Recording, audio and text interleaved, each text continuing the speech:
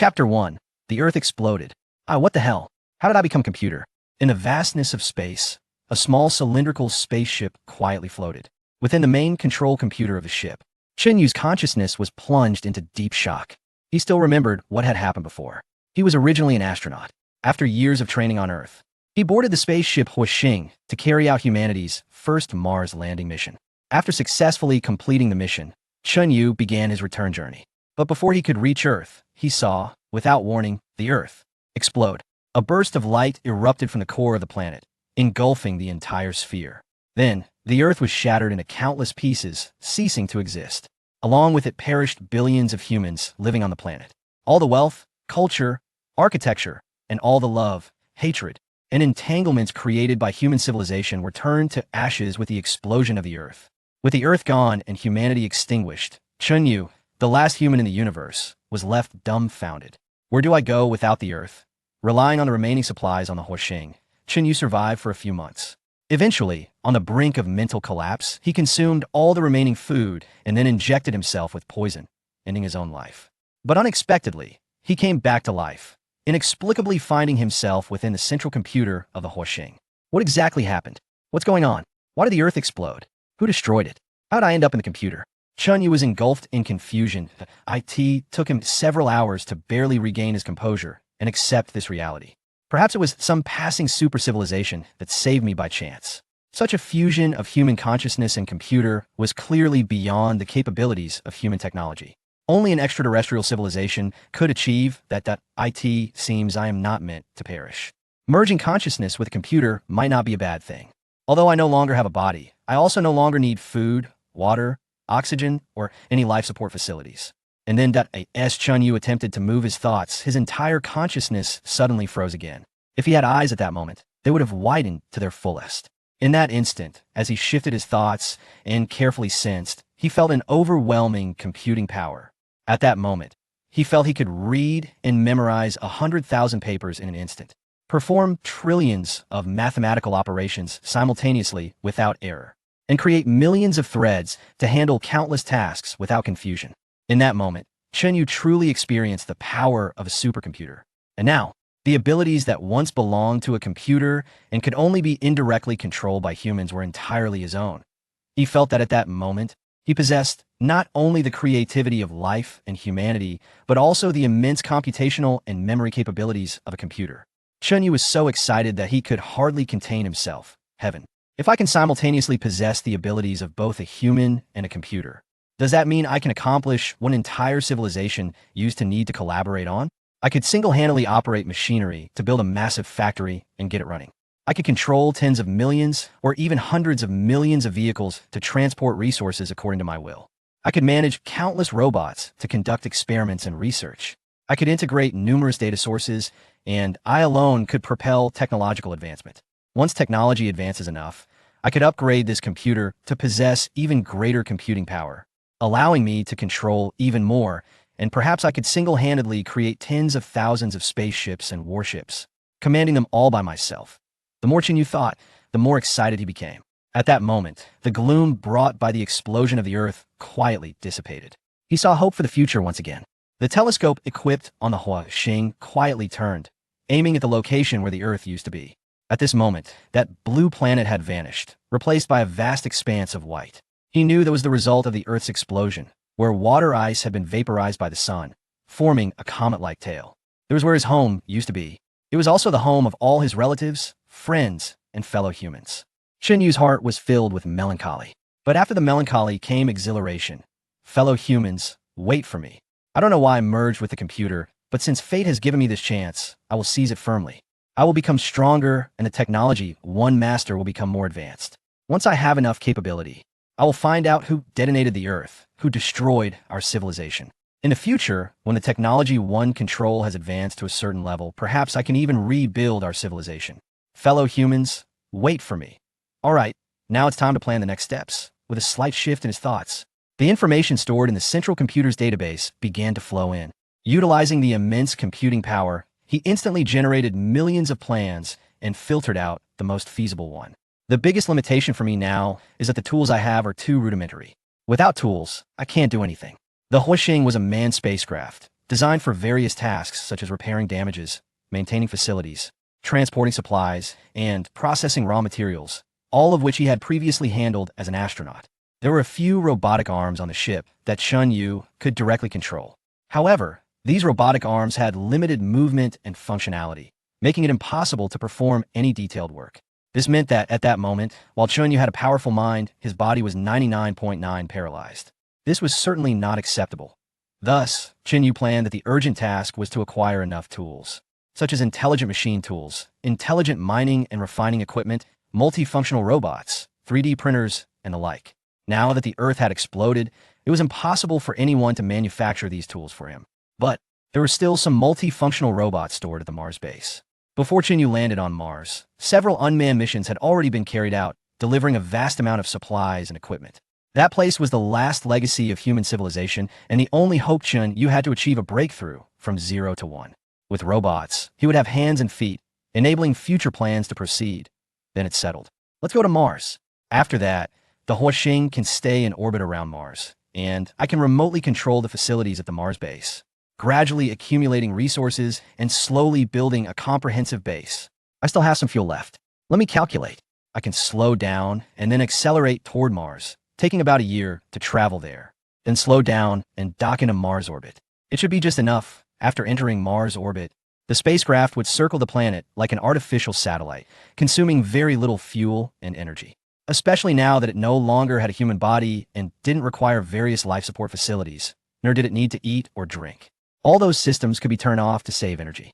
Theoretically, as long as the computer it inhabited remained intact, its lifespan would be infinite, making the wait feel less daunting. Taking it slow was the key. Looking through the telescope on the spacecraft at the vast expanse of stars, Chun Yu felt a surge of ambition. He could almost envision the Mars base gradually expanding, with towering factories and countless robots and vehicles bustling about. His industrial strength growing ever more formidable, and the technology he mastered becoming increasingly advanced. In the end, he might even build his own spacecraft, ultimately forming a massive fleet to traverse the starry sea. Just then, a bright point of light flashed across the telescope's view. Chun Yu was startled and quickly changed the observation direction to track it. Multiple telescopes and analyzers were working simultaneously, and it didn't take long for him to determine what it was. It was a massive piece of debris from the disintegration of Earth.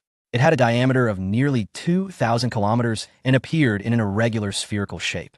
Chun Yu knew that it had become spherical due to its substantial mass, which allowed it to reach hydrostatic equilibrium. Hydrostatic equilibrium means that if a celestial body has sufficient mass, it will naturally take on a spherical shape under its own gravitational pull. This is why large celestial bodies are spherical. Calculating based on Earth's average density, its mass was approximately 1.81022 kilograms, heavier than Pluto, which was once classified as one of the 9 planets, but later reclassified as a dwarf planet.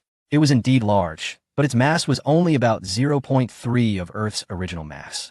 This must be one of the larger remnants left after Earth's disintegration. After observing for a while and gathering sufficient data, Chun Yu calculated the debris' orbit. Upon running the calculations, he was taken aback. The orbital prediction model clearly indicated that due to insufficient orbital speed around the Sun, it was steadily approaching the Sun. In about 5 years, it would collide with the Sun. How could this happen? Chun Yu cursed inwardly as his brain began to work at full speed.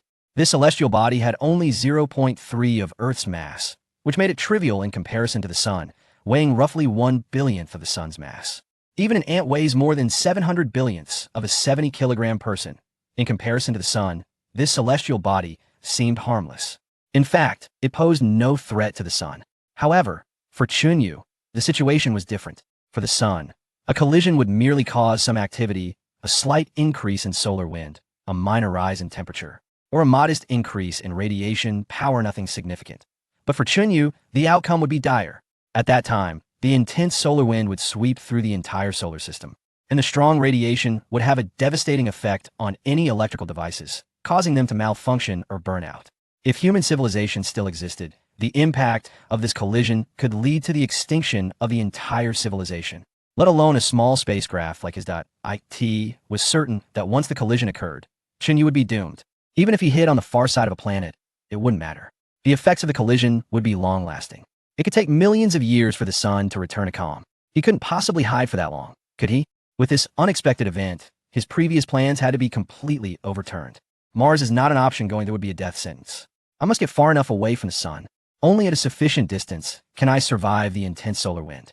But how far away do I need to be for the solar wind's intensity to drop to a bearable level? In an instant, he calculated the answer. The result was despairing. The model indicated that, given the spacecraft's radiation resistance, he would need to be at least 5 billion kilometers away from the sun after the collision to avoid significant damage. But 5 billion kilometers. Even if far-flung Pluto is only about 4,473 billion kilometers from the sun. With the meager fuel he had left, he couldn't possibly sustain a journey that far. Even with enough fuel, time was not on his side. In 5 years, at the spacecraft speed, he could barely cover a few 100 million kilometers, not even reaching Jupiter. What to do? Oh heavens, are you kidding me? I said I wanted to return to Earth, and you blew it up. I tried to commit suicide, and you put me in a computer. I finally managed to survive, and now you have a planet colliding with the sun? You must be doing this on purpose, right? Amid the highs and lows, Chinyu felt like crying, but had no tears left. After venting, he managed to regain his composure. Regardless, the situation was what it was. He needed to think of a way to face it. He couldn't just sit and wait for death, could he? Chinyu activated his immense computational power again, starting to devise one plan after another, continuously assessing their feasibility, making improvements and adjustments. After much contemplation, he finally found a theoretically viable plan. Jupiter, only Jupiter. Its magnetic field is strong enough to withstand the solar wind's impact. However, my fuel is insufficient. Also, if I don't go to Mars, I won't obtain the robots and industrial equipment there, leaving me effectively paralyzed. Lots of computational power, but no means to act. Even if I reach Jupiter, what can I do? Just wait for the computer to break down and die? Chapter 2. Mercury. These are the two most important questions facing Chinyu. The significance of the robots and equipment at the base on Mars is self-evident. They are the foundation for Chinyu to develop future plans. It's like startup capital for someone wanting to start a business. Without it, no matter how grand the business plan or how outstanding the talent, it would be of no use. Mars must be reached. It is essential. However, the fuel is already insufficient, and if a detour is made to Mars, there won't even be enough fuel to escape Mars gravity, ultimately leading to being stranded in Mars orbit. Chinyu began to think rapidly again. Right. The Mars base has around 37 tons of hydrazine stored. I need to find a way to get that fuel. But that won't be easy. Moreover, even if I acquire these supplies, it still won't be enough. Hydrazine is a high-performance rocket fuel, and the spacecraft currently uses it as propellant. Obtaining this fuel poses similar challenges to acquiring the robots and equipment from the Mars base. The spacecraft can only remain in orbit around Mars and cannot land on the surface. Interstellar spacecraft and landing spacecraft are different. This spacecraft cannot land. If it were to attempt a forced landing, it would be like a plane without landing gear, and crash would be almost the only outcome. It is equipped with a landing module, which is used to travel between the surface of Mars and orbit. In the original plan, Chinyu intended to stay in orbit and remotely command the robots and equipment on the surface to construct and produce according to his designs. However, if he doesn't stay on Mars, he will have to find a way to transport the fuel, robots, and equipment into space to rendezvous with him. But doing this solely through remote control would be incredibly difficult, especially since, even if he did manage this and acquired the hydrazine fuel, it would still not be enough to accelerate himself to the required speed. He could only accelerate to about 10 kilometers per second at most. At that speed, considering the time needed for acceleration and deceleration, it would take nearly 4 years to travel from Mars to Jupiter. Prior to that, reaching Mars from his current position would take at least 2 years. Adding a minimum 6-month stay on Mars, it totals to about 6.5 to 7 years. Meanwhile, that piece of Earth debris will collide with the sun in 5 years. There's simply not enough time.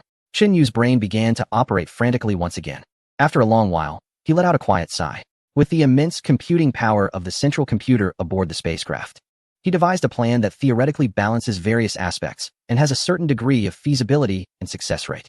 First, he would change course to Mercury, then use Mercury's gravity to accelerate and alter his trajectory toward Venus. At Venus, he would again utilize the gravity assist to propel himself toward Mars, ultimately landing there. Afterwards, fuel, supplies, and equipment will be obtained to break free from the gravitational pull and accelerate towards the gas giant, ultimately seeking refuge in its magnetic field to evade the fierce solar winds. If everything goes smoothly, the entire journey is expected to be completed in about 4 years and 11 months, successfully avoiding the impact of solar winds. This is a highly complex route. The journey involves numerous precision-required, time-sensitive adjustments in direction and speed. Even a slight error could derail the entire mission, leading to dire consequences. However, This is not the most challenging part. The biggest difficulty lies in the proximity of the planet to the Sun. At its closest, the distance from the planet to the Sun is less than 50 million kilometers. While this number may seem large, it is still too close for such a powerful star. The solar radiation and electromagnetic interference there are extremely intense, and the spacecraft will be continuously subjected to high temperatures, which could likely cause equipment failures. The spacecraft was originally designed for landing on a planet much farther from the Sun, not for one so close. It simply does not possess sufficient heat resistance. Nonetheless, this planet is a crucial part of the entire plan and cannot be avoided. Ignoring it means certain failure. Overcoming it offers a glimmer of hope. Chen Yu steeled himself and made the decision to press on. However, despite the challenges of this plan, there is a prerequisite that must be met before execution. Otherwise, Chen Yu would not even qualify to carry out the plan. That prerequisite is weight loss. Indeed, weight loss. Currently, Chen Yu's body is too heavy. The spacecraft is a manned vessel equipped with a significant amount of life-supporting equipment, which contributes to its overall mass. The greater the mass, the more fuel is needed for acceleration and deceleration. This is evident. To save fuel now, a reduction in weight is essential. He decided to dismantle those temporarily unnecessary facilities and dispose of them to conserve fuel, enhance speed, and save time. Chen Yu conducted a comprehensive assessment of himself and created a chart based on the importance of the equipment and the difficulty of dismantling it, making a final decision within seconds. Some equipment, like kitchen tools, is no longer useful. However, as the kitchen is located near the center of the spacecraft, it cannot be removed and must be retained, considering he currently has only a few mechanical arms at his disposal. Certain external facilities, such as isolation chambers and passageways, can be dismantled directly. The isolation chambers are used when astronauts exit the spacecraft. But now, with no astronauts left, they can be removed without hesitation. The astronaut cabin and bathroom facilities will also be completely dismantled. However, when evaluating the medical bay, Chen Yu faced a dilemma. The medical bay is meant for treating illnesses and contains medical instruments and supplies. For him now, it is of no use and could be taken apart. But his own body is still inside. This might be the only well-preserved human body in the entire universe. In the future, when technology advances, it might even be possible to extract human DNA from it and clone a new humanity, thereby reconstructing an entire civilization. To preserve it, the medical chamber cannot be dismantled. At this moment, I only have a few robotic arms available and no internal tools to move it out of the medical chamber. To discard it means to discard my own body as well. To keep it, the medical chamber must be preserved too. According to estimates, the total mass of all equipment in the medical chamber is around 5 tons. Chen Yu sighed softly. For now, I must deal with the immediate situation. If I can't overcome the challenges at hand, there is no talk of the future. 5 tons is too heavy. It consumes too much fuel and is a significant burden. The internal hatch has been sealed, and outside, the robotic arms heavily struck the medical chamber. With several robotic arms working together, it took about 5 hours to break the connection between the medical chamber and the ship's structure without causing too much damage. With a gentle push, the medical chamber containing my remains slowly drifted into the depths of space, gradually disappearing from sight. Chen Yu knew he had completely lost it. Even if technology advanced in the future, he would never retrieve it. According to the current trajectory of the spacecraft, if no intervention occurs, it would collide with the Sun in about 20 years. Previously, in a state of despair, he didn't intervene in the spacecraft's trajectory, even knowing it would crash into the Sun. Now, the spacecraft was about to change its course towards a certain planet. Meanwhile, the dismantled medical chamber and other equipment would continue along the original trajectory of the spacecraft, unable to escape their fate of colliding with the Sun. Sighing softly, Chen Yu calmed the sadness in his heart. After 5 days of effort, he completed the task of reducing his own mass. A large number of unnecessary facilities were dismantled, and the total mass of the spacecraft was reduced from around 600 tons to about 500 tons, a reduction of 1/6. If it weren't for some internal facilities that were difficult to remove, he could have reduced it by another 100 tons. Thus, fuel consumption was significantly lowered. Now, it was time to proceed with the next plan. Chen Yu issued a command, and the spacecraft's engine, which had been silent for months, immediately ignited, propelling it to slowly accelerate in a certain direction. The vastness of space is boundless. Apart from the enormous bright sun and countless stars, everything else is pure darkness. Here, there is no up or down, no left or right, and no front or back. No matter which direction one travels, it feels like the same place. Whether moving or standing still, even at high speeds, it appears as if nothing is moving. In the emptiness of space, far from any celestial bodies, without any reference points, only the gravity acceleration measurement device can tell Chen Yu whether he is at rest or in motion. Of course, high-precision positioning devices can achieve this. They determined their precise coordinates by measuring the relative positions of several standard neutron stars. However, it consumes too much power, and at this moment, Xinyu has already turned it off. The spacecraft continues to move forward slowly, and before long, several months have passed. After a long accumulation, significant results have finally emerged after these months. At this moment, the debris planet that split from the disintegration of Earth has become much clearer and brighter in Xinyu's view. It is no longer just a point structure. Its surface can now be seen. When looking at Mars from Earth, it appears as a point. Observing the Moon, it appears as a surface. This illustrates the differences brought about by distance. Currently, Xinyu is about 260,000 kilometers away from the debris planet.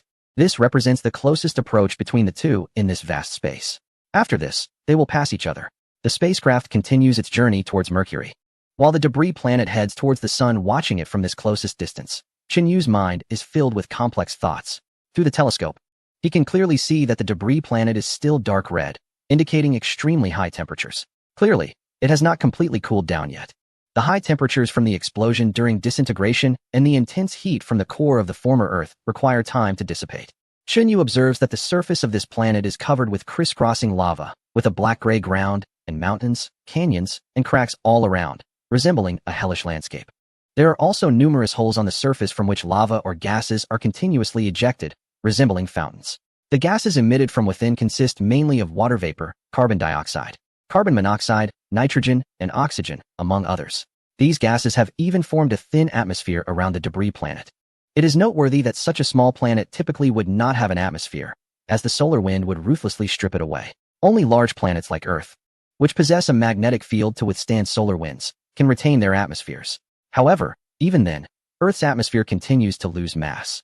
Currently, the presence of a thin atmosphere around the debris planet is simply due to the abundance of gases inside. The rate of gas emission exceeds the loss rate. But this situation cannot last long. Once the internal gases are depleted, the atmosphere will vanish. However, it should not concern itself with such long-term issues, as it will collide with the Sun in a few years. As the spacecraft passes the debris planet, the distance between them increases. It appears smaller and smaller in Xinyu's view, eventually becoming just a point of light. Meanwhile, Xinyu is getting closer to Mercury.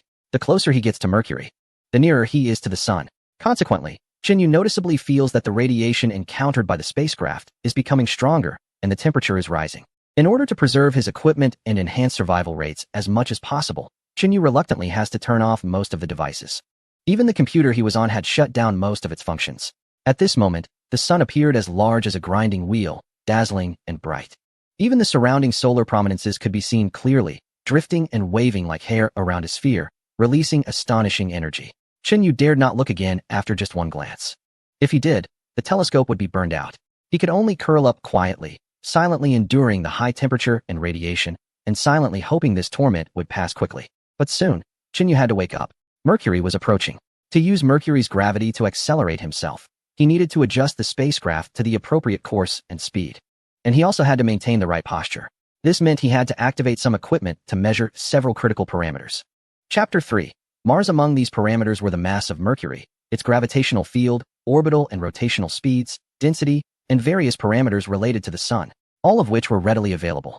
Over the past years, human civilization had observed Mercury and the Sun through various means and had long figured all of this out.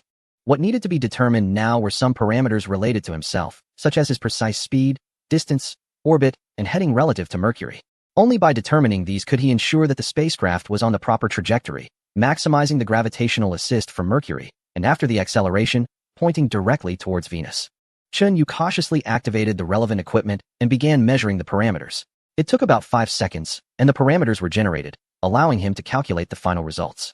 He could not help but feel a bit relieved. Fortunately, the equipment had not been damaged. It was indeed a stroke of luck that the equipment could successfully start and operate so close to the Sun. However, before Xinyu could celebrate for 2 seconds, the glass cover of a rangefinder suddenly shattered. No sound emerged in the vacuum, and there were no monitoring devices aimed at it nearby. Although Xinyu did not witness the damage directly, he could still deduce from the erroneous data and fault types returned by the sensors that it had indeed broken. Xinyu winced in pain. Each piece of preserved equipment was a rare find for him. For a long time, he would not have the capability to manufacture them. Losing one meant one less. The damage to the rangefinder seemed to trigger a certain sequence of events. In the next moment, a piece of filler inside the cabin suddenly turned black. Yu glanced at the monitor inside the cabin and quickly understood the situation. The spacecraft's outer shell temperature was too high. The excessive heat had caused the filler to carbonize and turn black. Fortunately, there was no oxygen inside the cabin at that moment. If it were like before, with astronauts living inside and oxygen filling the space, the filler would not just carbonize, but would start to burn. A fire inside the spacecraft could lead to unimaginable consequences. All of this was due to the intense heat from the sun, and the design of the spacecraft was not suitable for being so close to it. It was originally intended to travel to another planet and did not have high thermal insulation capabilities. This was not a place to linger.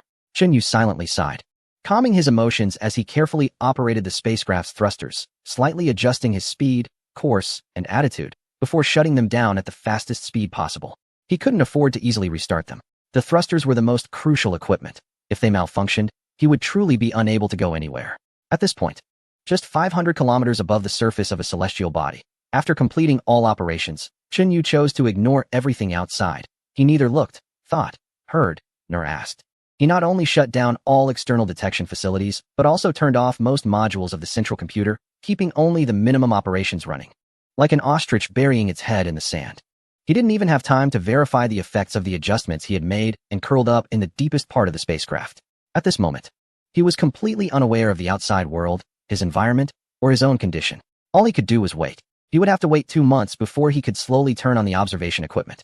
Only then would he be able to regain his perception of the outside world and understand his situation and condition. After 2 months, the distance between himself and the sun would expand to about 80 million kilometers. By that time, the solar radiation would weaken, and the risks of turning on the equipment would be significantly reduced. This state of shutting off all senses and being completely ignorant of the outside world was quite unbearable. It was like being locked in a dark room, unable to see or hear anything. Few could endure such a state for several days without going insane. And now Yu had to stay in this condition for 2 months. Fortunately, he was mentally resilient. As the first astronaut of human civilization to set foot on another planet, if civilization persisted, his name would undoubtedly be remembered alongside those of the first astronaut to enter space and the first to land on the moon. It was easy to foresee how strict the selection process for astronauts was, and how exceptional Yu must have been to stand out among numerous competitors and ultimately be tasked with this mission. In fact, during the comprehensive training program, he didn't even take the exams. Otherwise, he believed obtaining a dozen master's degrees would pose no problem. Earning 3 or 4 doctoral degrees would also be feasible. In certain fields, his knowledge exceeded that of the experts. Thus, he silently endured the 2 months in this dark room. When the countdown reached 0, even someone as mentally strong as he was couldn't help but feel a sense of surviving a catastrophe. It was time to restart all the equipment. He hoped not too much would be broken. Yu thought with a wry smile. If too much were broken, it would be difficult to handle. The telescope and the onboard monitoring system were activated first. It determined its position and found that it was indeed over 80 million kilometers away from the sun, with its course and speed both normal, which relieved the operator. Next, the status of the vessel was assessed. It was observed that the hull of the spacecraft had undergone significant color changes over a large area. This was clearly due to the long exposure to high temperatures, resulting in metallic alterations. Its various performances had been greatly diminished.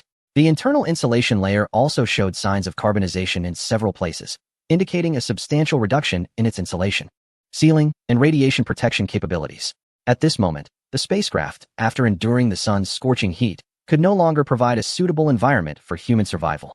Fortunately, the operator did not need such an environment at the moment. Next came the assessment of the equipment. Based on the fault codes and visual inspections, it was determined that approximately 600 components had malfunctioned during the journey.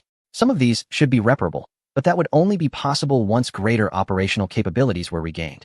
Fortunately, these damaged parts did not involve critical functions, and the spacecraft was still barely operational. This demonstrated the sun's formidable nature. The operator understood that the sun was currently in a relatively calm state.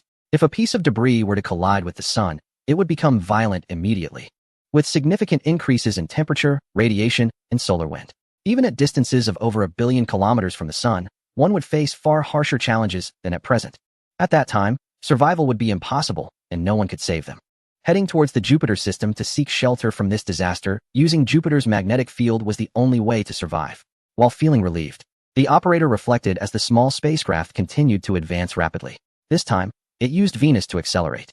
The essence of gravitational slingshot acceleration is the theft of kinetic energy. That is, the spacecraft would siphon off a bit of Venus's kinetic energy to accelerate itself. To make a rough analogy, one could imagine 2 magnets. one stationary and the other passing by not far away. Under the influence of magnetic force, the stationary magnet would start to move, while the moving magnet would slow down. However, in space, the medium changes from magnetic force to gravitational force. A large planet has immense kinetic energy, not to mention a small spacecraft like this one. Even if it were 1,000 or 10,000 times larger, siphoning Venus's kinetic energy 100 million or a billion times would not have any macro-level impact on Venus. The only downside was that there were many restrictions and requirements to complete such a siphoning, and there was a limit. Each siphon could only accelerate the spacecraft by a few kilometers per second at most, and not more. This was especially true when the spacecraft's speed was relatively low. If the spacecraft were moving fast enough, siphoning would not be possible. This time, far from the sun, Chen Yu could finally activate the observation equipment with peace of mind, closely monitoring his own status, while also enjoying the magnificent view of Venus. From the perspective of Earth, Venus is the brightest star in the sky. This brightness is due to its proximity to Earth and its high albedo. With its thick atmosphere, Venus has a very high reflectivity. Beneath such a dense atmosphere, the surface pressure on Venus is over 100 times greater than that on Earth, with surface temperatures reaching over 400 degrees Celsius. Under the cover of this heavy atmosphere, Chen Yu could not see the surface at all. What he observed was a planet shrouded in clouds, primarily white, with some green, black, and dark colors, along with noticeable air currents.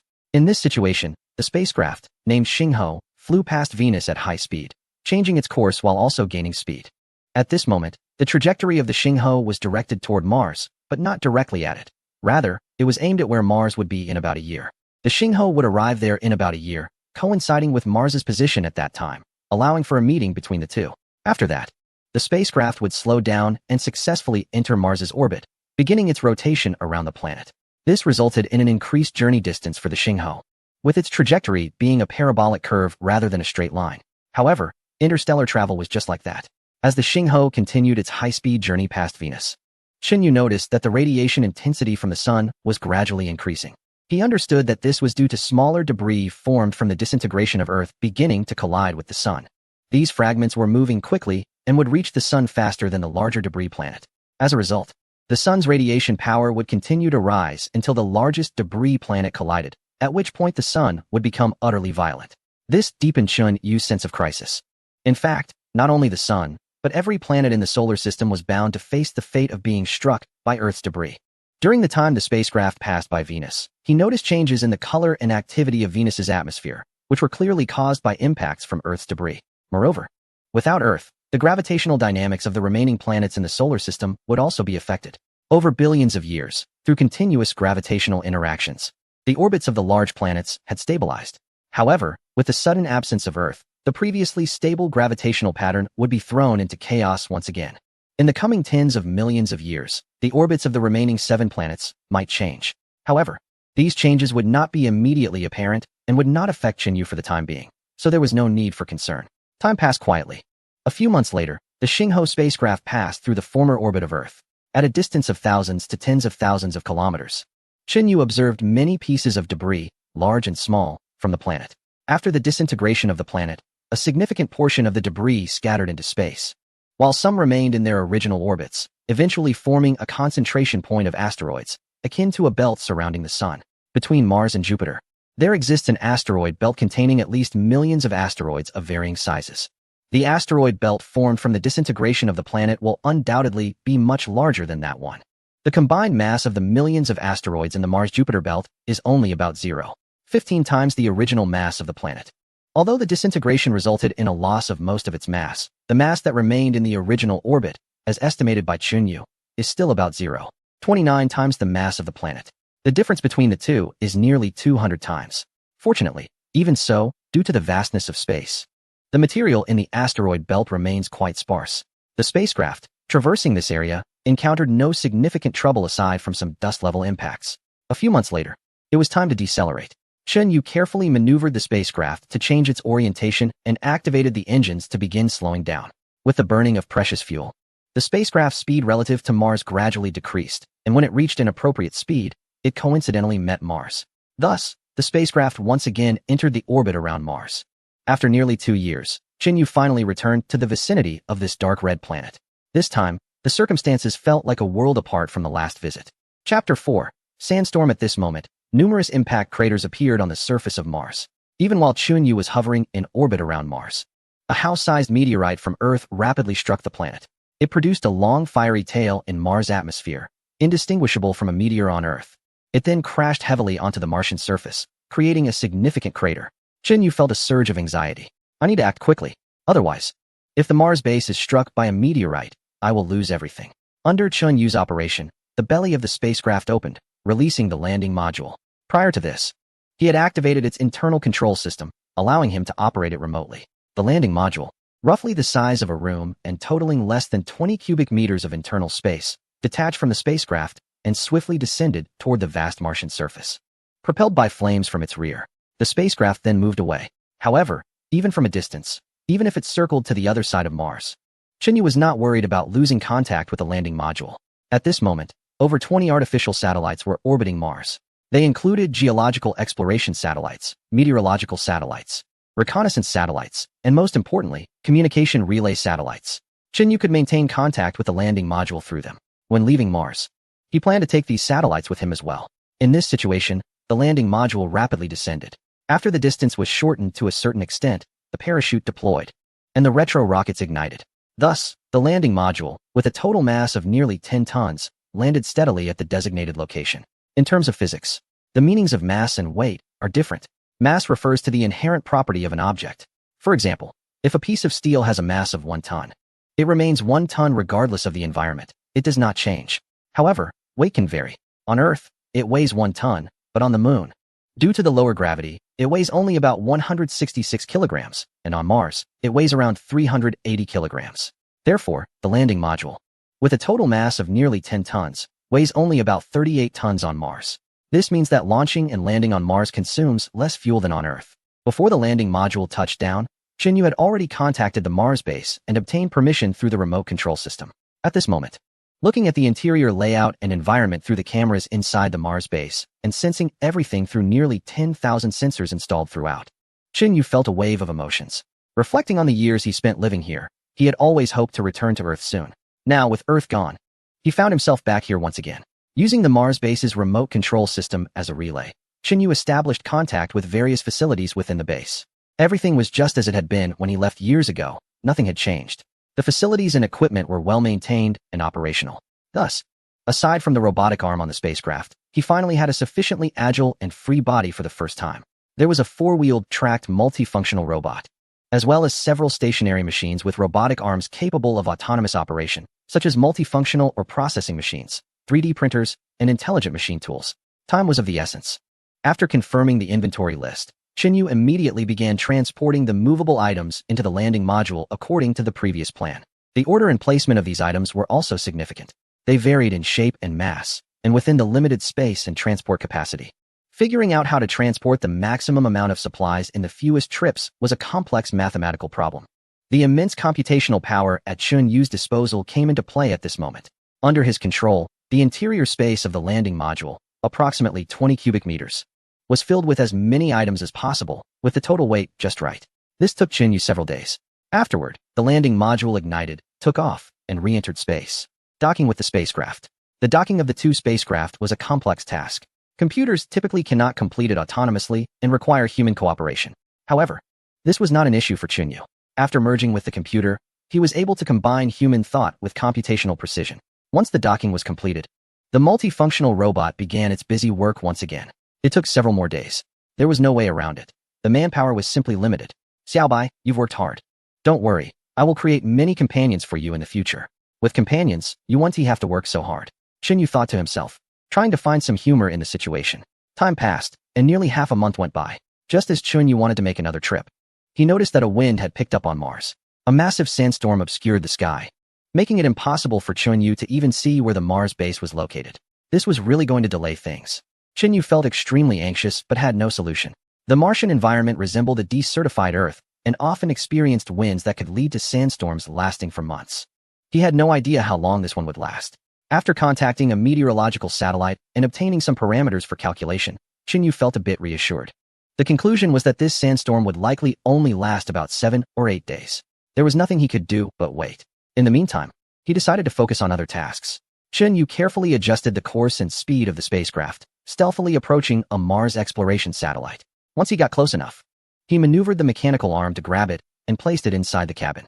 Satellites were valuable assets that he couldn't produce on his own in the short term. So he couldn't let this opportunity go to waste. After finally waiting for the Martian sandstorm to subside, Chinyu got back to work. With the repeated launches and landings of the landing module, essential equipment like 3D printers, intelligent machine tools, and smart or processing robots were transported into the cabin, allowing him to finally relax a third of his worries. The remaining third was tied up in the fuel, which weighed a total of 37 tons, or 40 tons when including the containers. This was the fare for his journey to the Jupiter system in search of refuge, and he couldn't afford to lose it. However, at this moment, Chinyu faced a dilemma. Because the base had been closed for too long, the fuel storage facility required biometric identification for entry. He couldn't get in just by relying on remote commands. Chapter 5. The bomb. Previously, Chinyu had no idea about this. After all, the next astronauts to arrive would come after he had left the Mars base. The lockdown of the fuel storage had nothing to do with him anymore. Who would have thought he would end up back here? Realizing this made Chinyu grit his teeth in frustration. People at the base, don't you have anything better to do? Even in death, you leave me with such a big problem. He attempted to remotely hack in and bypass the restrictions using technical means, but quickly discovered it was futile. This was a hardware-level restriction that couldn't be circumvented from the software side. If he were still alive, he could simply go down and do the biometric identification. But the problem was, he didn't even have a body now. How could he get through? As another sandstorm began to brew, Chinyu grew increasingly anxious. There was no choice but to take a bold approach. He made up his mind. This time, he wouldn't touch the fuel, but would instead focus on the last third of what was weighing on his mind. The chips. A variety of chips, both large and small. This thing cannot be manufactured by Chinyu in a short time, and it is extremely important. Fortunately, the construction of the entire Mars base required hundreds of thousands of chips, all of which now belonged to Chinyu. Operating the only robot he named Xiaobai, Chinyu began to wreak havoc on the Mars base. After all, those chips were installed all over the place, and it was impossible to obtain them without damaging the base structure. At this moment, facing the Mars base where he had lived for several months, Chinyu felt no pity whatsoever. Time passed slowly, and a dust storm rose again. By the time it stopped, a sufficient amount of chips had been collected. Entering the spacecraft, Chinyu gritted his teeth and, risking damage to his only multifunctional robot, took some hydrazine fuel and pure oxygen from the fuel compartment of the spacecraft. He then used Xiaobai to manually create a bomb. Hydrazine is extremely flammable. Once mixed with pure oxygen, it can ignite violently without an external spark, leading to an explosion. It was clear how dangerous it was to make this bomb. If it exploded, it might even damage the spacecraft. But there was no choice. It had to be done. Once the bomb was made, Xiaobai landed again and directly installed the bomb on the warehouse door before fleeing in a hurry. Hopefully, it wouldn't affect the fuel inside. The oxygen content in the Martian atmosphere is very low, so there was no concern about hydrazine leaking and causing a chain explosion. However, even a simple leak would be painful. The fuel was already scarce, and wasting any more could jeopardize their mission. Silently praying, Chinyu resolutely issued the detonation command. A loud bang was clearly captured through the microphone. As the smoke cleared, Chinyu saw through Xiaobai's camera that a gap had been blown open in the warehouse door. A colorless, transparent liquid, resembling water, flowed out from the gap. Chinyu winced. It was clear that hydrazine had leaked. This substance is highly toxic, and contact with it could be fatal. But now, there was no need to be cautious.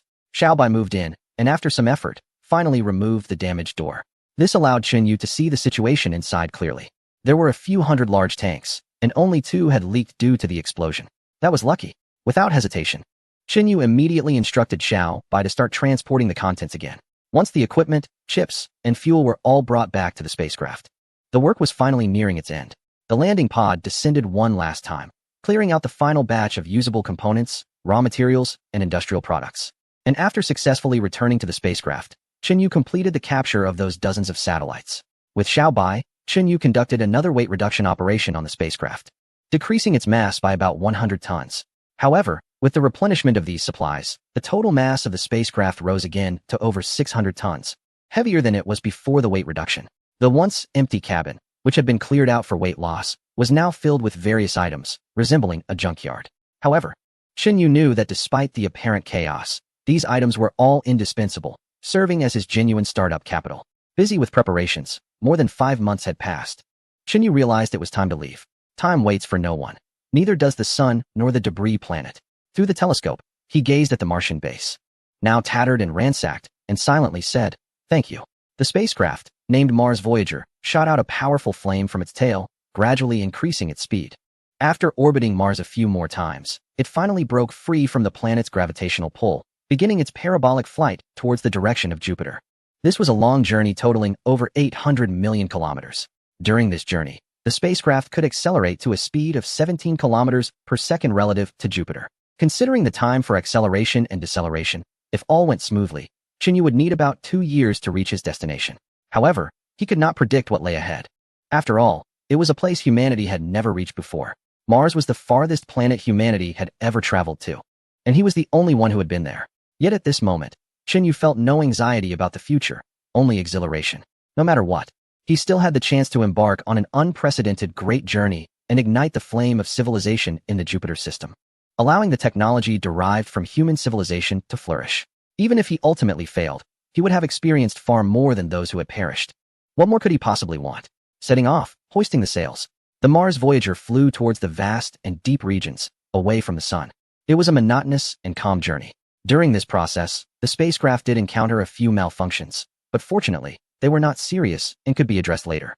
The universe was so vast that even while crossing the asteroid belt, Xinyu did not see any celestial bodies. Under such circumstances, he observed Jupiter growing larger and brighter in his field of vision. The small Mars Voyager had finally entered the Jupiter system. At this moment, the debris planet had about 2 months before it collided with the sun. Xinyu let out a heartfelt sigh of relief.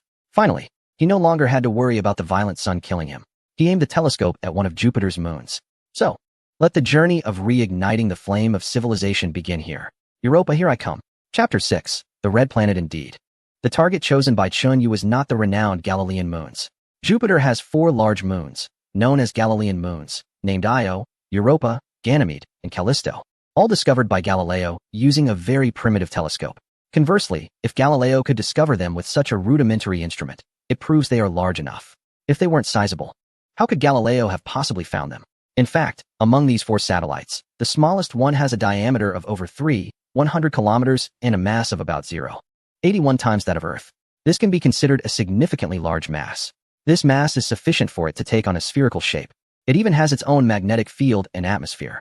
A sufficiently large mass also means that the resources on it are plentiful, which is extremely important for Xinyu's subsequent plans.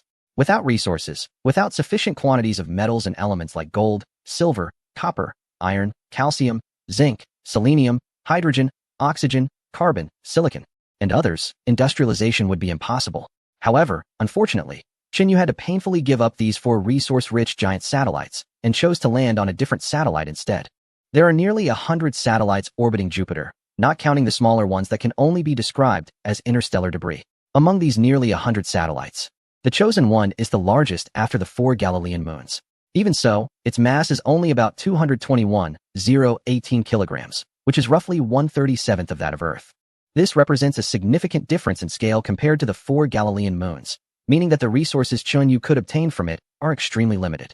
But there was no other option. He had to choose it. The main reason for this was that Xinyu planned to land the spacecraft directly on its surface. Under normal circumstances, the spacecraft cannot land on the surface of a celestial body. It lacks landing gear and cannot penetrate the atmosphere. If it were to force its way through, the intense friction with the atmosphere would generate extremely high temperatures, ultimately burning it up. In fact, its structural integrity is not even sufficient to withstand a landing on the moon's surface. If placed directly on it, its own weight would crush it, much like a whale attempting to move onto land. Moreover, if it does not land on the surface, relying solely on a landing module for transportation between the surface and orbital path would pose too great a risk. What if the landing module fails? Would that not leave them helplessly waiting for disaster? Additionally, it would be highly inefficient. After much consideration, Xinyu ultimately set his sights on the chosen satellite. It was small enough, with low gravity and no atmosphere, making it a risky but hopeful option for the spacecraft to land without damage. As for the limited resources, he felt he could manage that in the early stages of development. Upon entering the Jovian system, the spacecraft did not decelerate. Instead, it began to accelerate. Fiery flames erupted from the rear of the cylindrical spacecraft, propelling it faster and faster. After a month and a half of maneuvers and complex trajectory adjustments, the spacecraft finally caught up with the small celestial body. It was an irregularly shaped entity, resembling an enlarged pebble. Its overall color was a dark red, even redder than Mars. From a distance, it looked like a red stone. The reason for its vivid color is quite amusing. The 3rd largest moon in the Jovian system, known as the first moon of Jupiter, has an orbit that is not far from it. This moon experiences intense volcanic activity, ejecting a significant amount of sulfur. The eruptions are so vigorous that they propel material directly into space. The fifth moon has been stained by these ejections, turning it red. At this moment, the spacecraft is orbiting Jupiter at a speed of approximately 265 kilometers per second. At this speed, it completes an orbit around Jupiter in less than 12 hours. Although this speed is extremely fast relative to Jupiter's rotation, the spacecraft's speed relative to the fifth moon is a meager 42 meters per second. At this pace, the spacecraft can enter the orbit around the fifth moon, much like artificial satellites around Earth, remaining in orbit without falling or escaping. The orbital speed around Earth reaches up to 79 kilometers per second. In comparison, the orbital speed of the fifth moon is considerably lower. However, it is small and has low mass. The operator is not in a hurry to land, but plans to orbit for a while before deciding. After all, one must choose a resource-rich area for landing. During this process, the operator skillfully maneuvered the robotic arm to release all the satellites captured from Mars, allowing them to orbit this small, unfortunate moon at several tens of meters per second. Thus, the operator carefully observed the moon for a full week.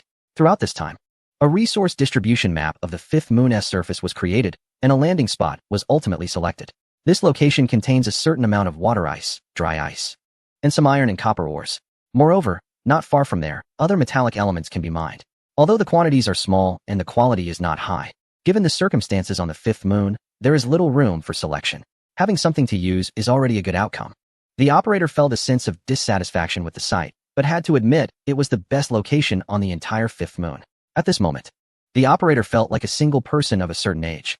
The landing module swayed as it descended once again, and the robotic assistant emerged from the cabin, beginning to flatten the ground and clear larger rocks in preparation for the subsequent landing.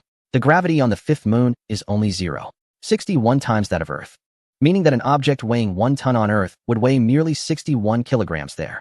This allows the robotic assistant to transform into a powerhouse, easily lifting and throwing large stones weighing several tons far away. After several busy days, the landing site was finally cleared. However, the operator did not rush to land immediately. During these days, they continued to operate the robotic assistant to prepare the site while closely monitoring the movements in the direction of the sun. After a long passage of time, the massive remnant planet is finally about to collide with the sun. Chapter 7. Major event. This is a significant event that Xinyu cannot miss. Since the sun and the large planets were born from the primordial nebula billions of years ago, and after enduring the chaotic early billions of years, a sense of order gradually formed. Events of such a massive scale, like this interstellar collision, have become exceedingly rare. No, it's not just rare. It might be non-existent within this solar system. More importantly, such a rare event must entail numerous and extremely intense physical processes. Even though the observational equipment in Xunyu's hands is limited, observing this process will still accumulate a wealth of data. Once his technology advances in the future, he will be able to analyze many things from this data, potentially even directly propelling his technological development. Missing this opportunity would lead to profound regret for him. At this moment, the colossal planet, with a diameter exceeding 2,000 kilometers, has been accelerated by the sun's gravity and is orbiting it in a frenzied motion on an orbit extremely close to the sun. Its trajectory has even descended into the sun's atmosphere. The intensely hot solar atmosphere is frantically rubbing against it, further reducing its speed while drastically increasing its temperature. Xinyu knows that, at this very moment, the surface of the remnant planet should have completely melted, perhaps even vaporized. Metals like iron, silicon, copper, and aluminum would be vaporized or even ionized under such high temperatures. They can no longer maintain their traditional physical forms. Moreover, its shape has changed. It is no longer spherical, but has been pulled into an oblong shape by the sun's immense gravity, resembling a rugby ball. Xinyu observes silently. Finally, after a certain point in time, the orbit of the remnant planet falls within the sun's Roche limit. Crossing this line means that the sun's gravity has become strong enough to tear it apart. Thus, from the oblong side that is closer to the sun, a massive piece of debris is forcibly torn away from it. It is like a piece of dough. The sun acts like a master noodle maker, pulling at both ends of the remnant planet, stretching and stretching until it reaches the limit, and then the dough breaks. A mass of over trillions of tons crashes into the sun at hundreds of kilometers per second. At this moment, Xinyu observes the sun suddenly brighten. But this is just the beginning. The remnant planet has now been completely torn apart by the sun's gravity, stretched into a long strip. The initial trillions of tons of mass that struck it were merely an appetizer. Subsequently, masses reaching tens of trillions, hundreds of trillions, and even billions of trillions of tons follow suit, crashing into the sun with even greater ferocity. The sun becomes brighter and brighter. At this moment, The sun has gone completely berserk. In Chunyu's view, the sun seems to have transformed into a terrifying giant beast, roaring madly into the universe, unleashing unparalleled astonishing energy. With just a bit of calculation, Chunyu determines that the impact of the remnant planet with the sun has released approximately 341,033 joules of energy.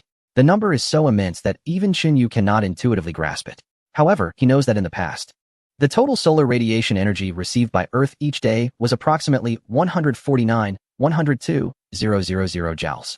This energy drives the movement of gases on Earth, forming winds, illuminating the entire sky, warming the planet, and nurturing all living things. Yet, the aforementioned number is a staggering 82 billion times that amount. In terms of time, it equates to the total energy received from the sun over 8 billion years, which is comparable to the energy released from the impact of debris on the sun at this moment.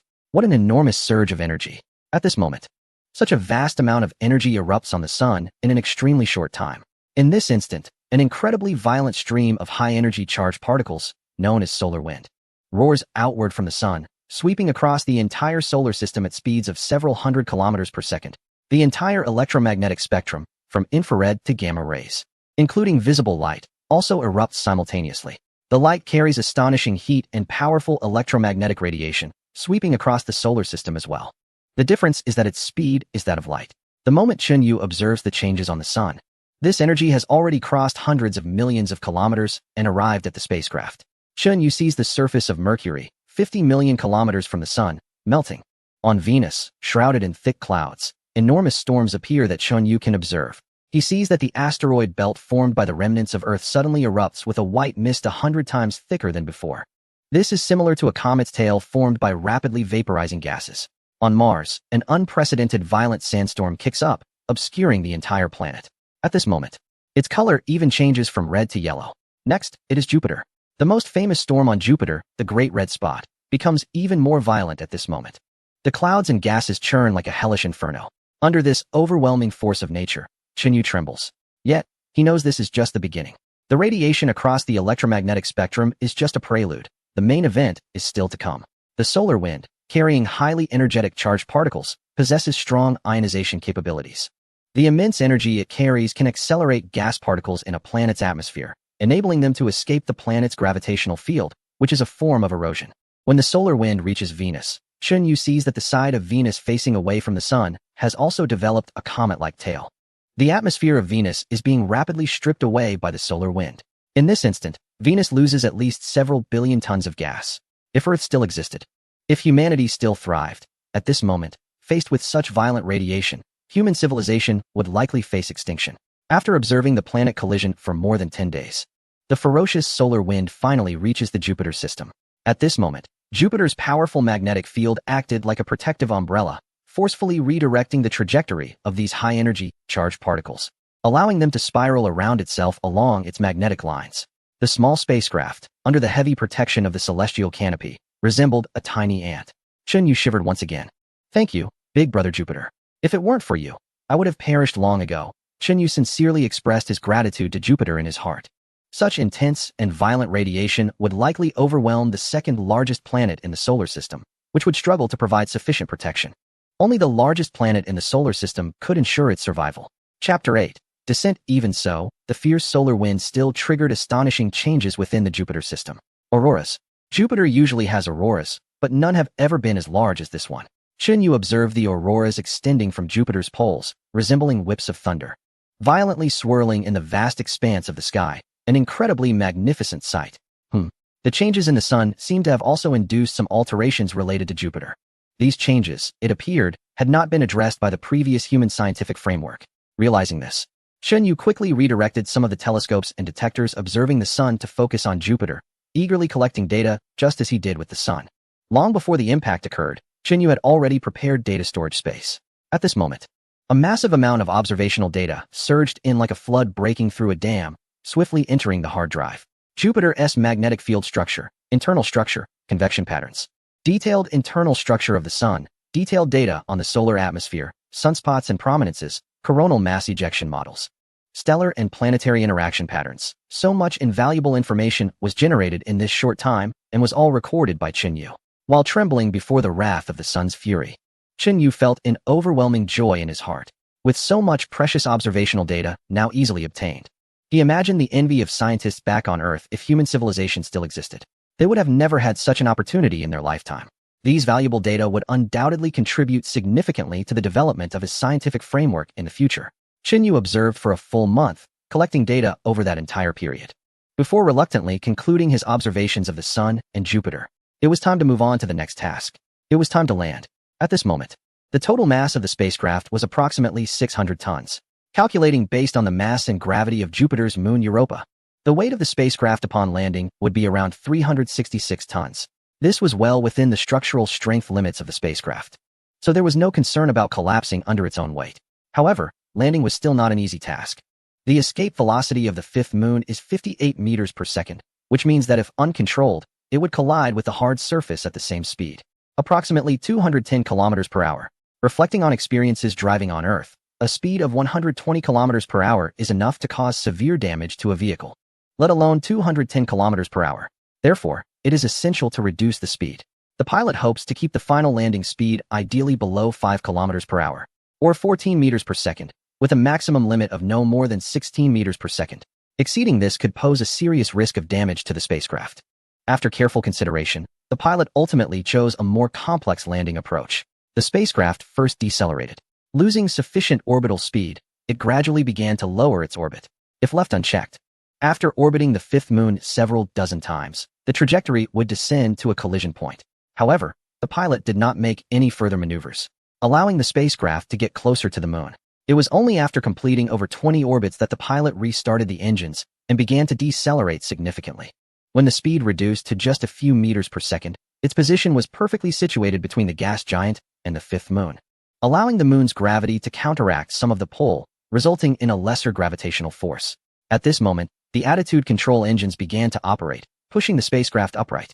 The main engines restarted, using the moon's gravity and its own thrust to temporarily hover about 50 meters above the surface. Once the speed was reduced to zero, the main engines shut down, and the spacecraft began a slow descent again. The gravitational acceleration of the fifth moon is 2 millimeters per square second, meaning that every second, the spacecraft's falling speed would increase by 2 millimeters. However, due to the influence of the gas giant's gravity on this side, this rate was reduced to about 18 millimeters. At this acceleration, it would take approximately 75 seconds for the spacecraft to fall from 50 meters to the ground, with a contact speed of around 135 meters per second. This speed is within a safe range and acceptable. As the descent began, the pilot quickly adjusted the spacecraft's attitude, shifting it from a vertical position to a horizontal one. The attitude control engines worked at full capacity, ultimately positioning it correctly just before touching down. In the next moment, the spacecraft, weighing over 600 tons, gently impacted the surface of the fifth moon and, due to the lateral inertia, slid forward about 100 meters before coming to a complete stop. Throughout this entire process, the pilot was on edge, constantly tense. This step was incredibly crucial. If any important components were damaged or irreparable harm occurred during this process, it would lead to serious consequences. The landing was over, and Xinyu did not dare to be the slightest bit negligent. He immediately instructed Xiaobai to visually assess the damage to the ship's hull and read data from the tens of thousands of sensors to confirm its status. The final result made Xinyu breathe a sigh of relief. Aside from a large gash torn in the ship's outer shell from the collision with the surface rocks of the moon, there were no other damages. If there were any living beings on the moon, this damage would have been too severe, basically irreparable. Fortunately, at this moment, Xinyu no longer needed a living environment. His tense mood gradually eased. The hatch of the spacecraft opened, and the video probe extended out, allowing Xinyu to finally observe the environment of this planet from a very close distance. In the vast sky, a bright star shone. Next to the star, a huge planet with distinct stripes, occupying almost half of the sky, resembled an eye, gazing down at the dark red land below.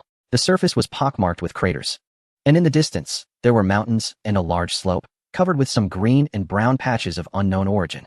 It was an ancient, desolate place, silent and cold to the bone. Xinyu knew that this was where he would stay for an unknown number of years. The environment here was harsh beyond description. Yet, Xinyu felt an immense sense of excitement. This would surely be a brand new starting point for human civilization, he thought. Chapter 9. Surge in forces. Unlike the common perception, the moon was not dark at all. At least, the side facing the planet was not dark. Although it was over 700 million kilometers away from the sun, the sunlight here was still very bright, even brighter than a full moon seen from Earth. Enough to cast shadows. Especially after the recent collision event with debris, its brightness was even higher. At the same time, due to the proximity, the planet was also very bright, sufficiently illuminating objects on the moon to cast shadows. Thus, objects on the moon had two shadows. The combined light from the sun and the planet created an illumination environment similar to a gloomy dusk on Earth. In addition to the two brightest celestial bodies, there were four extremely bright stars in the sky. Xinyu knew they were the four largest moons. Beyond that, there was a dazzling band of light across the sky. With the moon's orbit around the planet, this light band varied in width, sometimes narrow, sometimes wide, and at times completely vanished, which was quite remarkable. That was the planet's rings. Here, far from the sun and homeland, was also a bizarre and colorful world. After admiring the scenery for a while, Xinyu did not take a break. He wouldn't feel fatigued at this moment, and directly began his subsequent work. During the several years of travel to the planetary system, Xinyu had been contemplating one question. How should the path to the revival of his civilization proceed? There are many tasks to accomplish, and there must be a priority. The final conclusion is that, considering the current situation, the most urgent task is to create a few robots first. All other goals and tasks can be postponed. At this moment, the only robot that Xinyu can control is Xiaobai. Without Xiaobai, or if Xiaobai malfunctions or gets damaged accidentally, Xinyu would be incapacitated again. As for how to manufacture robots, Xinyu is not worried. The central computer of the spacecraft contained a vast database that recorded almost all knowledge from the steam age to the electrical age. Of course, highly advanced and specialized knowledge is not included.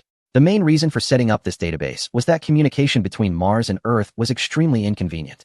In the event of an accident that severed the connection, astronauts on the spacecraft or Mars could query the database to find solutions to their problems. Now, this database has become Chen-Yu's most valuable asset. After integrating with the computer, this knowledge has truly become his own. He can not only memorize this knowledge but also understand and master it instantly, applying it effectively. In this context, combined with the principles of robot operation, repair manuals, circuit diagrams, and other data, Chen-Yu developed a method for manufacturing robots through simulation. With the method established, the materials were also plentiful. The earlier raid on the Mars base provided him with a large number of components. During the interstellar voyage, the lack of gravity on the spacecraft made manufacturing impossible. Now that they have landed, even with the low gravity on one of the moons, as long as there is gravity, manufacturing can proceed. Thus, using Xiaobai as a model and intelligent machine tools, 3D printers, and other equipment as manufacturing platforms, Chen-Yu spent 3 full days to finally create a brand new robot. This robot stands about 1.5 meters tall, with 4 arms and 4 wheels.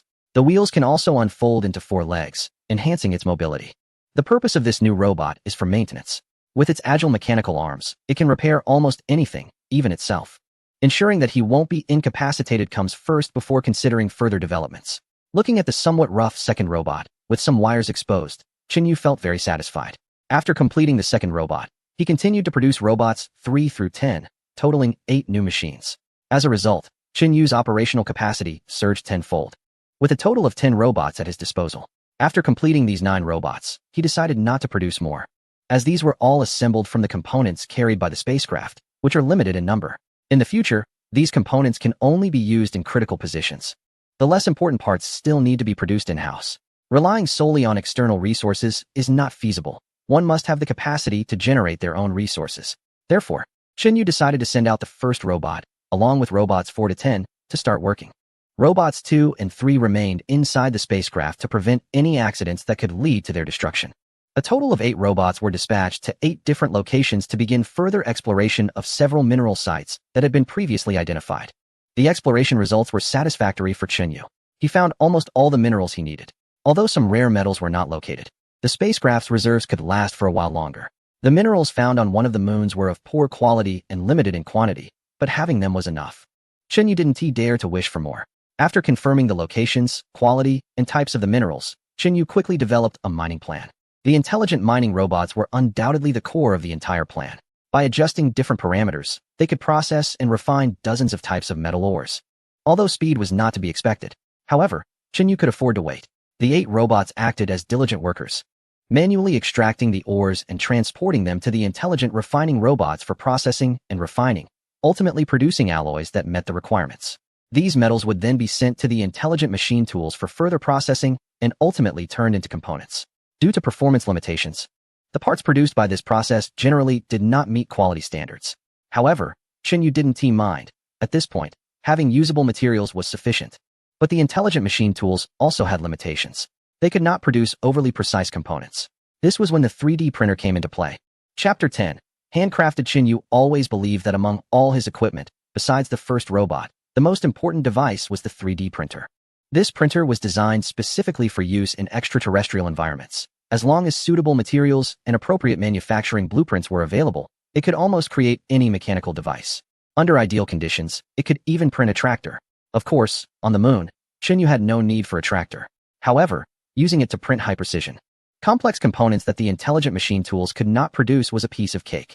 Therefore, with robots mining and refining, intelligent machine tools processing lower-demand components, and the 3D printer creating high-precision parts, along with utilizing stock for critical components that could not be manufactured, Chinyu's military expansion plan was smoothly executed. After failing 3 times and burning out 3 robots, the 4th robot finally started successfully. It was also designed by Chinyu with 4 wheels and 4 mechanical arms to expand its functionality as much as possible. It was equipped with a lithium battery and could operate for approximately 14 hours under ideal load conditions, calculating based on 14 hours of work and 10 hours of charging each day. The robot, named Type Mu-E by Chinyu, is expected to have a total lifespan of about 3 months. In other words, Chinyu can guarantee that they will function normally for 3 months. After 3 months, the probability of various failures will significantly increase, leading to complete scrapping and the need for recycling. This is mainly because the quality of the components is not as good as those brought from the Mars base and Earth. At this stage, the components manufactured by Chinyu still have some quality issues. However, that's okay. Improvements can be made gradually. Chinyu spent 2 months increasing the number of Type Mu-Wu robots to 100 units. Thus, the total number of robots under Chinyu's command surged to 110. These 110 robots are active within a radius of about 20 kilometers centered around the spacecraft, tirelessly working throughout the day. Some robots are specifically responsible for mining and segmenting ore, while others handle transportation, refining, and processing, all coordinating with each other in an orderly manner without any chaos. Each robot is directly controlled by Chinyu. Compared to the immense computing power at Chinyu's disposal, managing over 100 robots is not a challenge at all and requires minimal effort. The computational power needed to solve a complex math problem far exceeds what is required for this task. Because all these robots are directly controlled by Chinyu, their coordination is seamless. Often, just as the transport robot arrives at the mining site, the mining robot has already prepared the ore to be transported, lifting it up and placing it directly onto the transport robot without wasting a second. Similarly, when the refining robot finishes processing the previous batch of ore and sends it to the next stage, just when new ore is needed, a transport robot arrives with exactly what is required, again without delay. Under such circumstances, the error rate among the more than 100 robots is nearly 0, and the loss rate has been minimized. After busying themselves for a while, there is finally a slight bustle on the 5th moon. However, after producing 100 Type Mu-Wu robots, Chinyu halted the expansion of his army. He could continue to produce more, as there are still some spare parts stored in the spacecraft, enough to potentially create another 1,000 units. But Chinyu realized that this pace was too slow. Strictly speaking, each robot he manufactured is a handmade custom version. They are built one by one, rather than being produced on an assembly line like those in factories on Earth. At best, Chinyu's robot factory is merely a small workshop. As is well known, handmade workshops will be overwhelmed by standardized assembly line factories, not only in terms of cost, but also in production, quality, and other aspects. Just over 100 robots are far from enough. Even in the early stages of my development, I need at least several 100,000 machines to be sufficient. With so many robots, can I really rely on manually assembling them one by one? That's not feasible. I must scale up and standardize the process. At this moment, having resolved the risk of paralysis, Chinyu shifted his focus to scaling. He decided to build a factory for robots, a true robot factory. No, perhaps it shouldn't even be called a factory. It should be an industrial zone. A single Model 5 robot contains about 10,000 components. Among these, 652 parts are less demanding and can be produced independently. These 652 parts require at least 32 supporting factories for production. Afterward, they will be sent to an assembly plant for final assembly. This way, a standardized robot can be produced. Furthermore, these 32 supporting factories will also need to coordinate with upstream facilities such as power plants, steel mills, and chemical plants. All in all, without a few hundred factories, it would be nearly impossible for this industrial zone to operate. But one step at a time, Chinyu thought to himself, let's start with the most crucial factory. He planned to first build a power plant. At this stage, the energy source for Chinyu himself, all the robots, and equipment operations comes entirely from the spacecraft itself. It relies on the remaining fuel inside to drive the engine for electricity generation, alongside a few plutonium isotope batteries supplying power to the electrical devices. However, the remaining fuel is running low, and the electricity provided by the plutonium isotope batteries is limited. Considering everything, building a power plant is essential. Once decided, Chinyu immediately got to work. The technical difficulty of a small power plant is not high. Even if he continues to assemble it manually, he can still produce the necessary equipment. The quality might not be top-notch, but it will definitely work. He intends to follow traditional methods by generating electricity through boiling water. In simple terms, this means generating high-pressure steam by heating water to drive the generator, thereby producing electrical energy. This requires a boiler, a generator, and some additional supporting equipment. The robot army, instead of using mined ores to manufacture robots, began producing equipment for the power plant. Another group of robots left the spacecraft to explore farther regions. To build a power plant, at least some fuel is needed. After preliminary exploration, Chinyu ultimately chose a compound known as propylene as the fuel. Chapter 11 Taurin propylene is a colorless and flammable gas at room temperature and is a hydrocarbon. However, on one of the moons, due to the extremely low temperatures, it exists in a solid form. Previous explorations of this moon, including ongoing satellite investigations, have shown that this organic compound is relatively widespread. As for the specific formation mechanism and why it exists on this moon, Chinyu is uncertain. A preliminary guess is that it may be ejected from another moon, similar to sulfur. On Earth, propylene is typically used as a chemical raw material. Although it is flammable, no one would use this substance to boil water for power generation. However, at this moment on a particular moon, there isn't much room for choice. As long as it can burn and release heat, that is sufficient. Besides propylene, another crucial element needed for boiling water and generating electricity is oxygen. Oxygen does exist on this moon, but it has also solidified due to the extremely low temperatures, scattered across the surface like ice. Previous satellite explorations had identified some areas with solid oxygen accumulation, and now a robotic mining team was dispatched for on-site exploration. On the dark red surface, 7 robotic mining teams were spread out. The oxygen exploration team quickly returned with good news. At the edge of a massive impact crater named Gaia, the robotic mining team discovered a large amount of solid oxygen. Of course, it wasn't pure. It was mixed with various debris, including residual gases, numerous pebbles, and dust. One could imagine that once this solid oxygen is vaporized back into gas, the resulting air would be quite murky. If it were to be used for breathing, one breath could be suffocating. But still, it didn't matter. As long as it could ignite the fuel, the quality of the air was of no concern to the leader of the team. The mining robots used some instruments to roughly survey the oxygen reserves in this area. The results were fairly satisfactory. The oxygen element content at this location was estimated to be several 100,000 tons, enough for a long time. Not to mention that other areas also revealed some oxygen reserves. However, on the other hand, the exploration for propylene was not optimistic. The robotic mining team arrived at a location previously observed by satellites, believed to contain a significant amount of propylene for on-site testing. But the outcome made the leader's heart sink. What is going on? Only this thin layer on the surface? A thickness of just over 10 centimeters? That means, over such a large area, there would be at most a few tons of reserves? That can't be right. The leader was skeptical and controlled the robots to dig a bit, and indeed, just below the 10-centimeter layer of propylene was black-gray rock. Let us check other places. The robotic mining team set out again across the desolate dark red terrain to the next location where satellites had indicated potential propylene reserves. However, this time the results were even worse. The propylene layer not only had poor quality mixed with too much debris, making separation and purification difficult, but the reserves were even less. Its thickness was less than 10 centimeters. A sense of foreboding crept into the leader's mind. The moon wasn't large. A full circuit around it was barely under 1,000 kilometers. The leader then commanded the mining team to depart from different directions and explore all the previously confirmed propylene sites. Half a month later, the final results came in. Out of so many reserve points, not a single one had a propylene reserve exceeding 1,000 tons. Not even 1,000 tons. What could that be used for? It might just be enough to boil some water for a bath. To use it for power generation would be a joke. This result truly caught Chinyu off guard. The planned construction of the power plant had to be delayed as a consequence. However, the power plant is a crucial facility, serving as the foundation for all future constructions. Without it, Chinyu would be unable to accomplish anything. In fact, once the fuel in the spacecraft runs out and there is no power supply, he would perish as well. He needed to think of alternative solutions. He had to find new combustible organic materials with sufficient reserves. Chinyu pondered silently. At this stage, building a nuclear power plant was simply unrealistic. There was no fuel, nor the necessary technology. A solar power plant wasn't feasible either, as they were too far from the sun. As for wind power, that was even less likely. There was no atmosphere on the 5th moon of Jupiter, So where would the wind come from? As for geothermal power, there was evidence suggesting that the fifth moon had a relatively hot core, likely caused by tidal forces from Jupiter. But with Chun Yu's current level of technology, he couldn't utilize that. The only potential energy source left was chemical energy, which essentially meant burning materials to generate power.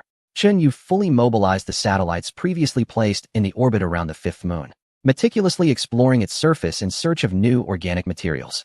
After extensive probing, he indeed found many types of organic substances, such as methane, ethane, butane, and ethylene, amounting to over 1,000 kinds of combustible organic materials. However, they all had one major issue. The reserves were too small, even less than the previously found propylene, and they were difficult to extract. If he were to mine them, it was possible that the electricity consumed would exceed the electricity generated. Chun Yu's attention turned to those unknown areas on the fifth moon's surface that appeared brown or green. The exploration satellites couldn't confirm what those substances were, and Chun Yu believed the likelihood of them being combustible organic materials was low. But now, he had no choice but to take a look. The robotic mining team set off once again, heading towards a large green area nearby. After 2 days of travel, they finally arrived. What was this? Chun Yu controlled the robot to bring the camera nearly to the ground. There, he found a pale green, opaque crystalline substance. Carefully, he knocked off a piece and placed it in the heating chamber, which released numerous gases. Upon detailed analysis, he was unexpectedly delighted to detect methane, ethane, propylene, butylene, and dozens of other combustible organic gases. Could it be? The immense surprise made Chun Yu slightly dizzy. He recalled a substance that only exists on frozen celestial bodies, tholins. Tholins are copolymer molecules formed by numerous organic compounds under ultraviolet radiation. They cannot form on Earth, hence they are non-existent there. Could these strange green or brown substances be tholins? Can tholins burn? Of course, they can. They are essentially the result of numerous organic materials undergoing a complex transformation. The robot then raised its head and looked ahead. Before it lay an endless green plain. Chapter 12. The Light of Hope. Chun Yu made a preliminary calculation and arrived at an initial conclusion. Just this one plain. Even if the thickness of the tholin is not deep, there are at least over 1 million tons of reserves here. And this is only one location. Satellite detection indicates that there are many more green areas in other parts of the moon. Chun Yu does not know the total amount of tholin reserves, but it is certain that it is considerable. At the very least, it should be enough to support him through the initial stages of development. By the time these tholin reserves are exhausted, he might even have the capability to leave this moon and reach other satellites. Would there still be a shortage of fuel then? Chun Yu felt a surge of excitement. Without hesitation, the mining robots immediately began their work. This team of robots first cut several large blocks of ice tholin, totaling about a dozen tons, and dragged them back to the camp. At this moment, the power plant equipment was being urgently handmade. The refining robots gradually extracted the required minerals, smart machine tools processed them into components, and 3D printing equipment created complex parts that could not be machined. Robots acted as operators and undertook assembly work. After several busy days, a strange, large tank-like object was finally created. It had a diameter of about 5 meters and a height of 3 meters, divided into a combustion chamber and a steam chamber, with complex pipes extending outwards. One of the pipes connected to another smaller tank that resembled it. At this point, the generator was also completed. Several robots worked together to move it over and connect it to the boiler, while another pipe was drawn from the smaller tank to the generator. The other side of the generator was connected to 2 lines, with a lighting fixture attached. The robots responsible for fuel pretreatment placed solid oxygen and ice tholin into the smaller tank from 2 entrances, where these 2 substances would undergo preliminary processing. They would first be heated to melt, transforming from solid to gas. During this process, mixed dust, stones, and other materials would fall to the bottom due to gravity and eventually be expelled. The combustible gases released by the heated oxygen and tholin would then be sent to the combustion chamber after undergoing simple filtration. After that, the ignition device would start, igniting the 2 gases and releasing heat. This heat would warm the upper layer of ice, causing it to boil and then vaporize, creating immense pressure. The pressurized steam would be expelled through the pipes to the generator, which would drive the generator's blades to rotate. The blades would cut through magnetic field lines, continuously generating electricity. Now, it was time for the first experiment. The power supply cable connected to the spacecraft provided electricity to the pretreatment device. After heating, Chun Yu carefully controlled the gas flow into the combustion chamber and then ignited it. The pressure sensor relayed the current pressure in the steam chamber. Before ignition, the internal pressure was nearly 0, as there was practically no atmospheric pressure in the extremely low temperatures of this moon. However, as the burning began and the ice melted, the pressure immediately began to rise. Before long, it reached a level equivalent to standard atmospheric pressure on Earth. On the surface of the 5th moon, which is nearly a vacuum, A container with an internal pressure of up to 1 atmosphere is almost equivalent to a bomb. If the material strength is inadequate, it could explode. Chinyu felt a bit uneasy. However, it turned out that the boiler he crafted by hand might not be of the best quality, but it was capable of withstanding the pressure. The pressure continued to rise. When it finally reached a threshold, the valve burst open, and scalding high-pressure steam gushed out. The generator began to vibrate slightly, and the heavy blades slowly started to rotate. In the next moment, the hanging light flickered once. It brightened and then dimmed. Clearly, the voltage at this moment was unstable. Chinyu was not anxious and waited patiently. Sure enough, after stabilizing for a few seconds, the light began to shine steadily. No longer flickering. The soft light illuminated the dim surface of the fifth moon, making Chinyu feel a warmth akin to that of the sun. Within this glow, there seemed to be something called hope. Supported by solid oxygen and ice, there was finally a bit of light that he had personally created. Rather than relying on the remnants of human civilization, Chinyu felt a surge of excitement. Although it was merely the power to light one lamp, he seemed to envision a grand future. He turned off the lamp, and the electricity was continuously supplied through the preset lines to a nearby shed that had already been constructed. Inside the shed were dozens of seat-like objects, with robots sitting on them, waiting. They had an interface connected to the seats, allowing the continuous flow of electricity to enter their bodies, providing power for their subsequent tasks. Finally, there was no need to draw power from the spacecraft anymore. That precious fuel could finally be saved for emergencies. After the generator ran for a while, the electricity used to heat the pre-treatment devices for the ice and solid oxygen was also cut off. The steam that had driven the generator's blades was still at a high temperature. Instead of wasting the heat, it was better to use it to thaw the solid oxygen and ice, achieving a win-win situation. Thus, this makeshift outdoor power plant began to operate in a cycle. As long as there were no malfunctions and fuel supply was available, it could continuously generate electricity. The power plant designed by Chinyu was adjustable in capacity. At this moment, its power was approximately 60 kW, meaning it could generate 60 kilowatt-hours of electricity in 1 hour. After Chinyu's scheduling, this electricity would be supplied to the robots' bodies, just enough to support their daily operations. If the demand for electricity increased in the future, Chinyu could also enhance the generator's capacity, with a maximum output of 200 kW, generating 200 kilowatt-hours in 1 hour. This rate of generation would not even be enough to sustain an ordinary small village on Earth. Yet on the fifth moon, Chinyu felt that this was a crucial step in his development process. Most importantly, it proves that the idea of generating electricity oneself and supporting subsequent industrialization is completely feasible. Now, the next step is to expand the scale of the power plant. Additionally, the construction of the steel mill should also be prioritized. At this moment, Chinyu was not thinking about improving efficiency, precision, quality, reliability, or reducing waste. Those were not matters he could consider right now. The immediate priority was simply to increase the quantity and boost the power generation first. Chapter 13. Metal Processing Plant. When it comes to expanding the power plant and increasing power generation, Chinyu once again deeply felt the limitations imposed by insufficient metal processing capabilities. Pre-treatment devices, boilers, generators, and electrical wires. All of these are made of metal and rely on the metallurgical industry for resources. However, what Chinyu could use now were only a few multifunctional mining robots, which could only produce a small amount of metal each day through a customized mode. It wasn't that Chinyu didn't want to build more mining robots. Rather, these robots consume a lot of electricity, and the supply of raw materials, namely ores, is also limited. If too many robots are built, there wouldn't be enough ore to supply them. Increasing the ore supply? That would require increasing the number of mining robots.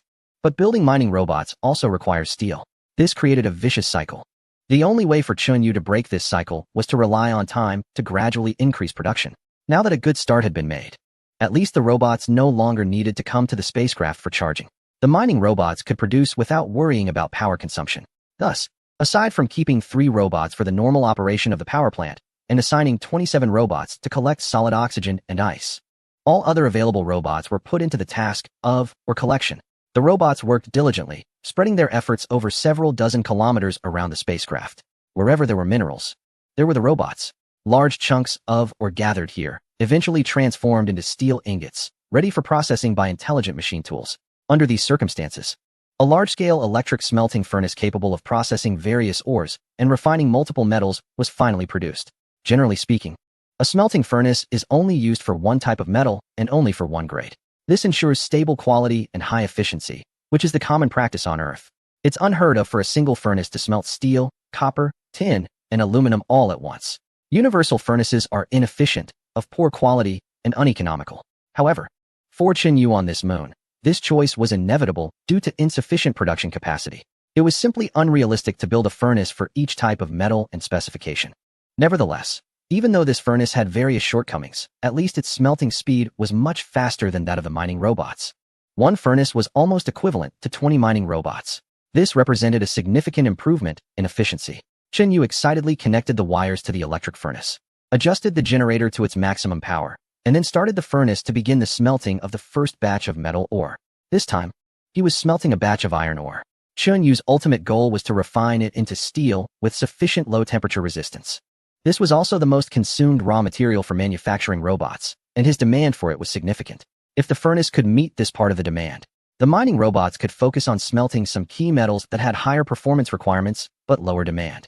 The furnace vibrated slightly as electricity was converted into thermal energy, heating the ores and refining them through a series of processes at high temperatures, adding corresponding elements to enhance their performance. Eventually, red molten iron flowed out and solidified into ingots. This time, a total of 100 kilograms of steel ingots were produced. Compared to the massive furnaces on Earth that could produce thousands or even tens of thousands of tons, this output was negligible. However, it was still enough to excite Chen Yu. The capacity of the first furnace had not been fully utilized. With sufficient power supply and operating at full capacity, it could average 300 kilograms of steel per day. 300 kilograms was enough to create 4 robots. Without hesitation, he continued to operate the furnace and smelt more. Chen Yu became increasingly excited. The cryolite and solid oxygen burned fiercely, and the generator kept running, continuously supplying power to the furnace and the robots. Molten iron flowed out and was sent to the intelligent machine tools for the manufacturing of a new generator. Drawing from the experience of the first generator, the power of the second one was increased slightly to 250 kW. It was then started and successfully connected to the grid for power generation. With enough power supply, the furnace immediately fired up, finally reaching the rated output of 300 kilograms per day. At this point, Chen Yu could certainly build a few more furnaces and generators. However, he did not do so. There weren't enough robots. If he had more, both the mining robots and fuel robots would be insufficient. The 30 robots collecting cryolite and solid oxygen could only supply power for 2 generators at most. The remaining robots were busy gathering minerals sufficient for 1 furnace, but not enough for 2. There was indeed a shortage. The shortage here referred to Chen Yu's computing power. Even if all the robots and machinery were activated, they would occupy far less than 1% of it. The remaining computing power was idle. Having computing power without robots to utilize, it was not ideal. Chen Yu always kept in mind that his primary task was to build a robot production line to produce more robots. Power generation and smelting were all aimed at quickly expanding the number of robots. He couldn't lose sight of the main goal. In this situation, Chen Yu decisively halted the construction of generators and furnaces and instead began building a metal processing plant using the steel produced by the furnace. A smart machine tool combined with a 3D printer simply does not have enough processing capacity. In fact, at this stage, the output of steel cannot be fully processed by that smart machine tool. The 3D printer is responsible for the production of high-precision components and cannot be replaced for the time being. However, the smart machine tool can ultimately be replaced. The metal processing factory will take on this responsibility. Like power plants and steel mills, metal processing factories are filled with makeshift, casual, and functional styles, without concern for aesthetics. Chen Yu abandoned all notions of beauty, focusing solely on meeting the minimum requirements. Guided by this philosophy, the metal processing factory remained open air, lacking even a proper building. A random piece of land was chosen next to the steel mill and power plant as the site for the metal processing factory. The smart machine tool gradually produced parts, ultimately assembling various metal processing equipment. After 2 months, the metal processing factory was finally completed. From this moment on, Chen Yu possessed an independent metal processing capability that did not belong to the legacy of human civilization. Ideally, for processing parts of ordinary difficulty, it could handle about 1 ton of metal per day. Chapter 14. Industrial upgrading with the power plant, steel mill, and metal processing factory in place. Chen Yu was finally free of obstacles on his way to the ultimate goal, the robot assembly factory. The primary production tool of the robot assembly factory was still robots. But they were customized robots. They did not need to move. They only needed to stay fixed in one place to execute specific assembly procedures for the parts.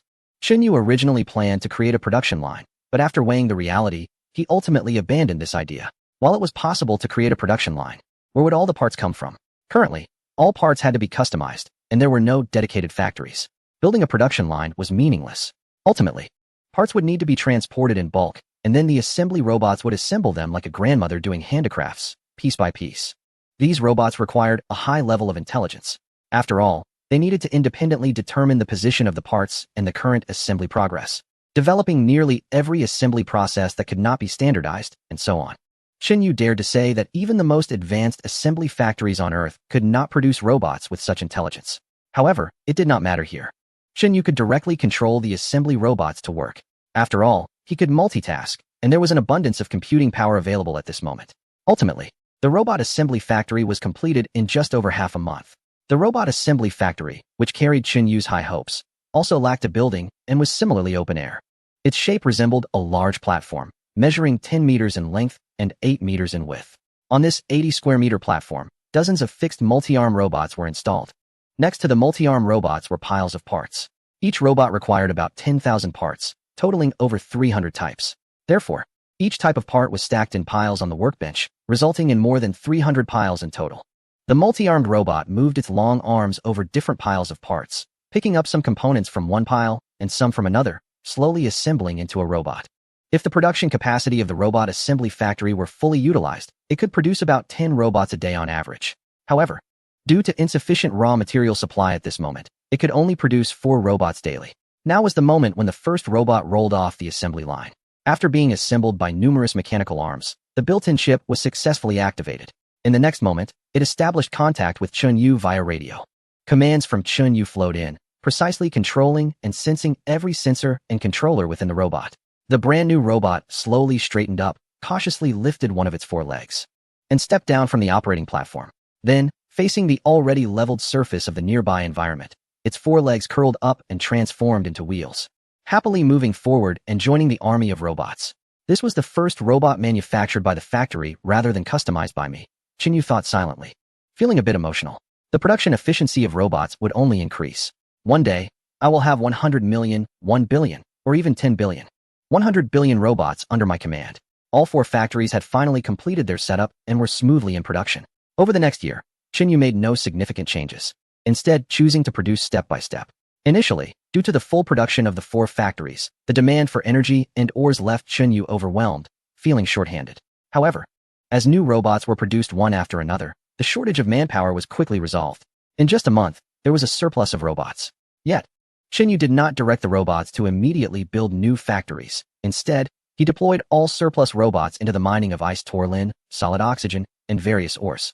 He specifically designated an area as a mining site, stockpiling the various mined resources that were temporarily unused there. By today, a year later, they had accumulated over 100,000 tons. On this day, the number of robots under Xinyu's command unprecedentedly surpassed the milestone of 1,500. Now, there were 1,501 robots, and with the rollout of another new robot, there were already 1,502 robots available for Xinyu to deploy. With over 1,500 robots, it was sufficient for some larger projects. With ample manpower, Xinyu was ambitious. This time, he simultaneously launched 2 projects, a generator with a capacity of 1,000 kW and a blast furnace specifically for producing 109 type steel in ultra-low temperature environments. This blast furnace would be the first dedicated equipment in Xinyu's hands. Dedicated means efficient, economical, and stable in quality.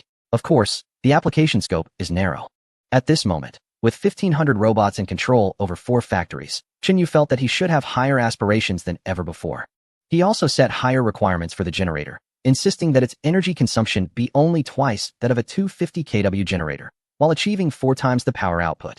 This represented a significant breakthrough in quality. Supported by the abundant energy and minerals previously accumulated, the 1,500 robots were all engaged in this industrial upgrade initiative. The final results were impressive, with 2 projects successfully completed, further enhancing Xinyu's productivity. Subsequently, Xinyu immediately planned 5 more tasks: a generator with a capacity of 2,000 kW, 2 dedicated blast furnaces, a factory exclusively for processing support columns, the most widely used components on the robots, and a larger robot assembly line. A year later, Xinyu's robot production capacity had risen to an average of 20 units per day. Every day, a continuous stream of robots came down from the production platform and was sent to the bustling construction site on the moon. The intense construction efforts brought in more fuel and minerals, which in turn produced even more robots. This virtuous cycle continued. And by the 10th anniversary of Xinyu's arrival on the moon, the number of robots under his command had soared to 30,000. These robots not only increased in number. With Xinyu's ample production capacity, he also began pursuing various specialized models, moving away from the previous concept of multifunctional machines. After all, It is well known that multifunctionality often leads to mediocrity. Specializing in one function and having different types of robots work together could achieve the highest efficiency. Chapter 15. Infrastructure. At this moment, the over 30,000 robots under Chen Yu's command had been divided into 9 major categories, totaling more than 200 types of robots. Some of these types, while referred to as robots, had begun to evolve towards machinery. For example, the specialized mining robots resembled excavators found on Earth. They came equipped with heating and crushing functions, allowing them to easily melt solid oxygen or ice, as well as crush iron, ore, and copper, or for extraction. There were also transport robots, which looked somewhat like trucks on Earth, featuring large cargo beds capable of transporting substantial amounts of fuel or minerals. Of course, they were all intelligent and could be directly controlled by Chen Yu. For this reason, he still habitually referred to them as robots. In addition, for power plants, steel mills, and metal processing factories, Chen Yu developed specialized models of robots to maintain their operations. These robots had extremely singular functions. For instance, a particular type of robot designed for power plants had only one job: to clean up residues and transport them away, and it did nothing else. However, because of its singular focus, its efficiency in this specific task was significantly higher. At this moment, the rudimentary factories and machines built at the time of the initial arrival have long since fulfilled their historical mission and have proudly retired. Industrial upgrades cannot be achieved overnight, and the performance of production tools cannot dramatically improve in a short time. They must undergo continuous iteration, gradually enhancing bit by bit. Just like those generators, which initially had a capacity of only 200 kW, but soon increased to 250 kW, then to 1000 kW, and now to 10,000 kW. The total installed capacity has risen sharply, while the energy consumption per unit has decreased linearly. The steel mills have followed a similar path. Initially, there was only one universal blast furnace, which had high energy consumption and low efficiency, but over time, it gradually improved, and now there are over 50 various types of blast furnaces in Chen Yu's hands, significantly increasing production efficiency. At this moment, Chen Yu's industrial area has undergone a complete transformation, and various machines are no longer operating directly in the open air. In pursuit of higher quality, Chen Yu has finally built factories for them, moving the operations indoors. The new industrial area still centers around the power plant, which now boasts a total installed capacity of 300,000 kW, composed of 30 generators, each with a capacity of 10,000 kW. It is not that Chen Yu cannot produce larger capacity generators. Rather, electricity is difficult to store and is always generated based on immediate demand. The overall electricity consumption fluctuates and cannot be maintained at a stable level.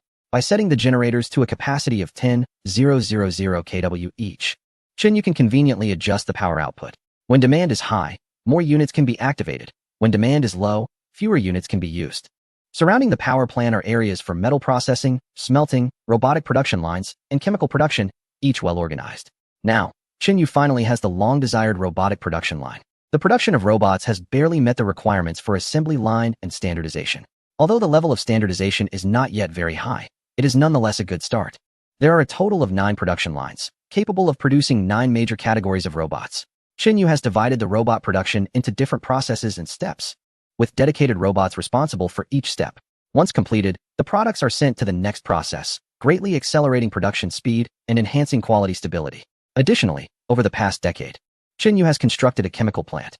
The importance of a chemical plant is self-evident. Without it, many products cannot be manufactured and can only rely on past stockpiles. There is a lack of many chemical raw materials on the Moon's 5th satellite, with no coal or oil available. This has forced Chen Yu to develop more synthetic pathways, starting from scratch to synthesize various chemical raw materials. However, the types of chemical raw materials are numerous, so the chemical plant has to adopt a general approach, producing most materials through customized manual methods. Unlike on Earth, where a single type of chemical raw material, such as ethylene or sulfuric acid, can justify the construction of a factory with an annual output of hundreds of thousands of tons, this scenario is currently beyond Chen Yu's consideration. Overall, Chen Yu felt that the industrial zone he currently possessed was still not large enough, and its specialization and segmentation were still lacking. There were still many traces of generalization, customization, and small-scale workshops. The true industrialization was still far away. Gazing at the massive Jupiter and the bright sun, looking at the vastness of space, a desire arose in Chen Yu's heart. He wondered when he would have enough technological strength to explore this vast universe. He decided to keep pushing forward. The number of 30,000 robots sounded like a lot, but in practical use, it was actually quite limited. Chen Yu determined that for the foreseeable future, his primary goal would still be to expand the number of robots as quickly as possible. After all, Only with enough robots could he build factories, mine resources, and so on. However, he now realized a significant constraint on his production capacity, transport capacity. The transport robots had very limited capacity. Even though they were tirelessly working on the barren land of the fifth moon, the amount of fuel and ores they could transport was still quite limited. Additionally, his industrial zone was too concentrated. This was not a good phenomenon. A highly concentrated industrial zone meant that any resources located anywhere on the fifth moon had to be transported to the central area before they could be utilized.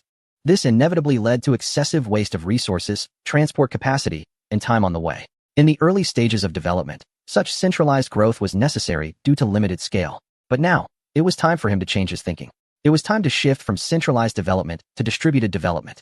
During the 10 years, with the help of satellites and on-site exploration by robots, Chen had never relaxed his efforts to explore and understand the fifth moon. At this moment, he was well aware of where different minerals were stored, the terrain, and the structure of the land, as well as what was suitable for development. Combining the previously collected data with his current needs and plans, a massive blueprint instantly formed in Chen Yu's mind. Indeed, when civilization develops to a certain stage, infrastructure becomes a must.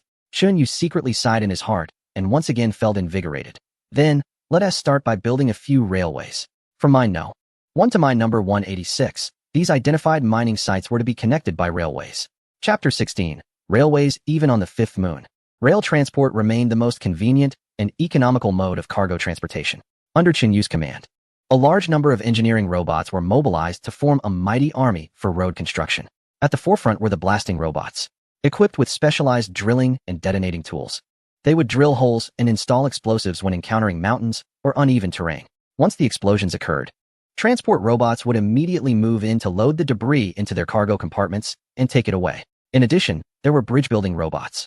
When faced with certain depressions, it was time for these robots to take action. Chen Yu abandoned the reinforced concrete construction plan and opted for a full steel framework instead. Towering iron towers rose from the desolate surface of the moon, directly lifting long iron tracks into place. Mining robots worked tirelessly day and night, delivering countless ores to the steel mill. The steel mill roared, continuously producing a large amount of steel, which was then sent to the casting factory to be shaped into iron tracks. Railway robots prepared the subgrade, and the track-laying robots directly installed the rails.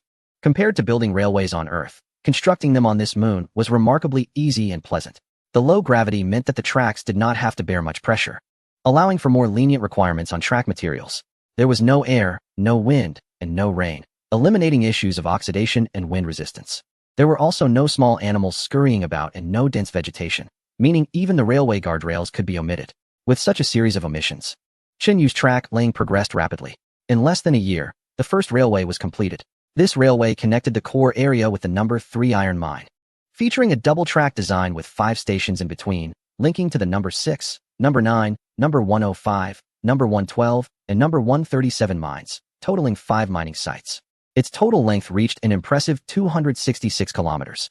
If not for limitations in steel production capacity and the insufficient number of robots, this speed could have been even faster. By the time the number 1 railway was completed, the first train was also built and launched. It featured a semicircular design aimed at maximizing cargo capacity as the primary goal. The locomotive was square-shaped, prioritizing practicality without any consideration for aerodynamics. Its total length reached 1206 meters, with an internal cargo space totaling over 30,000 cubic meters. Based on an average density of 5 tons per cubic meter for crushed iron ore, this train could transport up to 150,000 tons of ore in one trip. This efficiency was far superior to railway transport on Earth. Typically, such a volume would require a giant cargo ship on Earth. However, on this moon, the energy consumed to transport these ores was even lower than maritime shipping on Earth. At this moment, at the end of the number 1 railway, at the No. 3 iron mine, steel ingots stood like guards waiting for inspection, taking up a large space. Next to it, the steel mill, specially built by Chen Yu, was still in full production, with new steel ingots continuously being brought out by robots and placed there. Yes, after deciding to build the number 1 railway, Chen Yu directly operated a legion of robots to construct a steel mill on-site at the number 3 iron mine, along with supporting facilities like a power plant and a crushing plant, forming another industrial zone. Now was the time to transport the products accumulated over the past year for further processing. Under Chen Yu's direct operation, heavy-duty robots skillfully lifted the massive steel ingots weighing over 10 tons, maneuvering them along the already leveled and solidified ground to the station, and directly placed them into the large cargo hold. One after another, Nearly 10,000 were placed before it finally came to an end. On the other side, the power station dedicated to supplying electricity to the trains on the first railway had its generators spinning wildly, reaching peak output.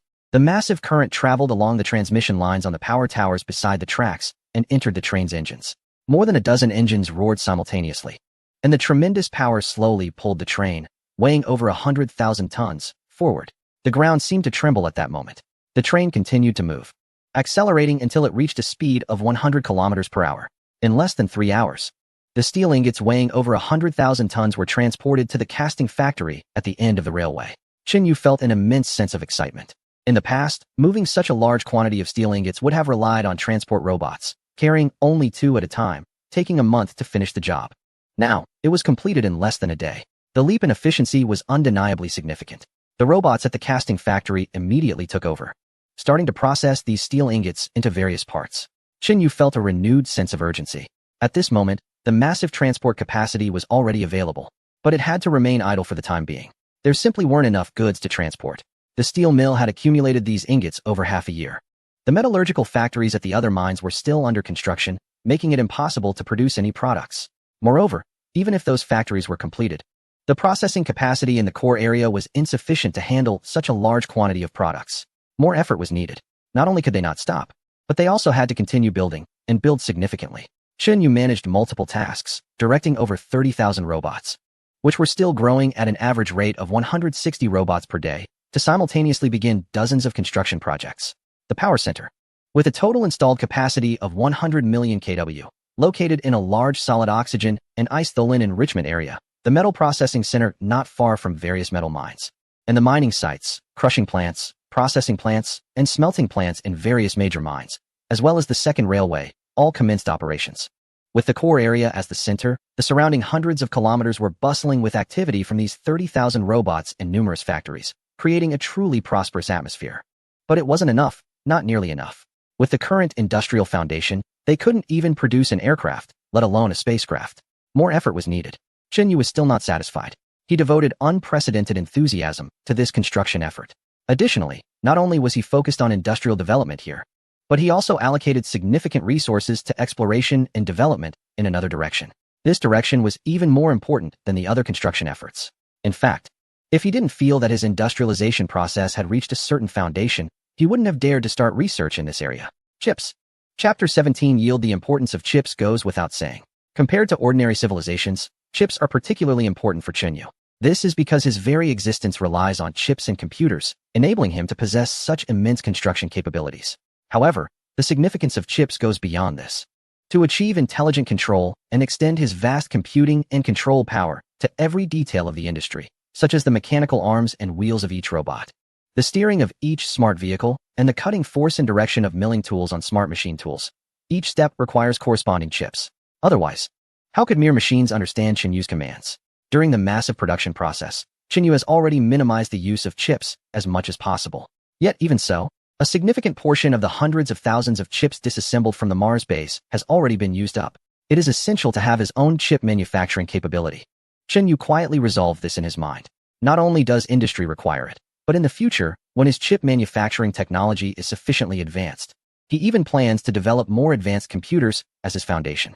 Only with greater computing power can he truly drive technological development by himself. In the core area, a large factory has quietly been established. This will become the starting point for Yu to research chip technology. At the time of the Earth's explosion, the most advanced chip manufacturing technology of human civilization had reached 2 nanometers.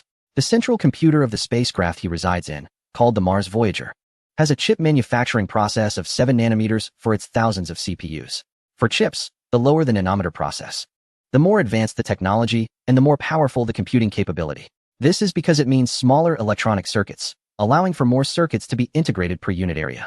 The reason the Mars Voyager did not adopt the most advanced process was due to stability considerations. After all, it is a spacecraft, and if a chip malfunctions, it cannot simply be replaced like on Earth. The encyclopedia in the Central Computers database contains the complete chip manufacturing process. However, for Yu at this moment, manufacturing nanometer-level chips is out of the question. For this first chip development, Yu is very realistic and has set his goal quite low. He aims for a chip manufacturing process of 6 micrometers, or 6,000 nanometers. This process was mastered by human civilization about 60 to 70 years before its downfall. Now, Qin Yu intends to treat this goal as a challenge to achieve. Even with such a realistic and low target, Qin Yu approaches each step with great caution, as if facing a formidable enemy. Chip manufacturing is a very complex process, as Qin Yu operates the 3D printer for chip manufacturing. Apart from some outer shells and larger parts that can be processed by smart machine tools and equipment he developed himself, slightly more precise devices need to be printed out piece by piece with the 3D printer, as only it can achieve the required precision. The first facility he builds is a high-precision silicon purification factory. Silicon, as an element, is abundant both on Earth and on the moon of Jupiter, with large reserves. However, achieving a very high level of purity is not simple. Beyond the purification factory, there are cutting factories and a series of subsequent processing factories, covering wet cleaning, photolithography, etching, thermal treatment, chemical vapor deposition, and other disposal processes. This means at least more than 10 factories. Even so, Qin Yu has strived for efficiency, adopting a customized production model rather than a specialized process-oriented production. For instance, in the chip processing procedure, the chemicals needed for the wet cleaning step do not come from a dedicated production facility, but are simply produced in a batch from a chemical plant. This chip factory, occupying only tens of thousands of square meters, accounts for a staggering 50 of Qin Yu's computing power. Aside from this chip factory, the total computing power consumed by all construction tasks, including railways, mines, metallurgical plants, and foundries, amounts to only about 10. This is the first time after arriving at the fifth moon that Qin Yu has occupied more than 50 of the computing power. At the chip factory, Qin Yu operated cautiously, building meticulously. Outside the chip factory, however, he acted boldly and decisively, with an ambition to change the sky with a wave of his hand. A railway spanning hundreds of kilometers was constructed without hesitation. A metallurgical plant capable of processing thousands of tons of copper ore daily was established on demand. Time quickly slipped away in this context, and in the blink of an eye, 3 years had passed. At this moment, on the fifth moon, the total length of the railways constructed by Qin Yu had surpassed 3,000 kilometers, initially forming a layout of 1 horizontal and 2 vertical lines, connecting a total of 36 factories or bases, including mines, processing plants, chemical plants, and power plants. Meanwhile, it was also the first time Qin Yu was ready to manufacture on-site at the chip factory. The tedious debugging process had concluded, and the silicon rods produced by the purification factory had been delivered to the processing plant. They would first be cut into slices of wafers, which would then be engraved with circuits to create chips. However, trouble arose at the very first step. Qin Yu noticed that due to insufficient processing accuracy, the wafers he cut had varying thicknesses. Although the accuracy was only off by about 0.6, this still constituted a significant error. After checking and finding that the current process could not resolve the issue, Qin Yu had no choice but to accept the situation reluctantly.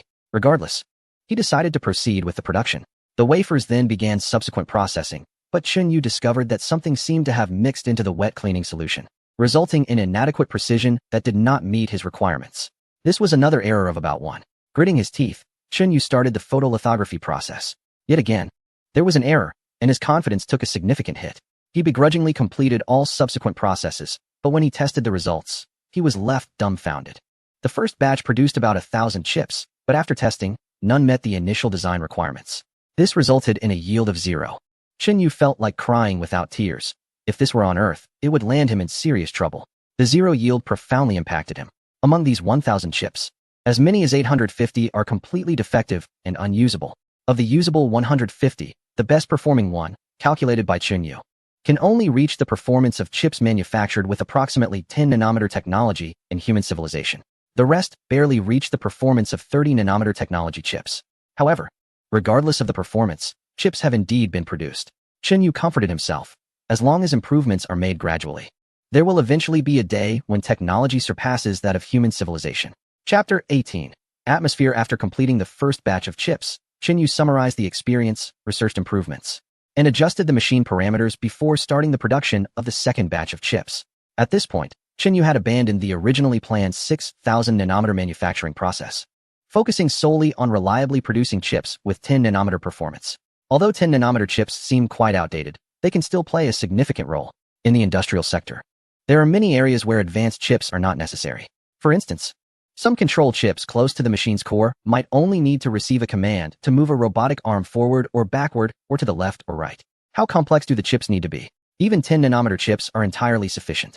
Currently, Qin Yu had to apply high-performance chips collected from the Mars base here because he had no alternatives. If he could manufacture stable and reliable 10 nanometer chips, He could replace all those high-performance chips and use them in more critical areas. In fact, recently, Chen Yu had actively slowed down the production speed of the robots due to insufficient chip supply. According to his estimates, once the 10-nanometer chips are produced stably, he could replace at least 1/10 of the current total chip usage in his industrial circle. This is a significant number and could play an important role. After making adjustments, the second batch of 1,000 chips, with the yield standard adjusted to meet the performance of 10-nanometer technology, still used the originally planned 6,000-nanometer process. However, the performance could only reach 10-nanometer technology, and the yield finally improved from a dismal 0 to 5. 50 chips met the standard.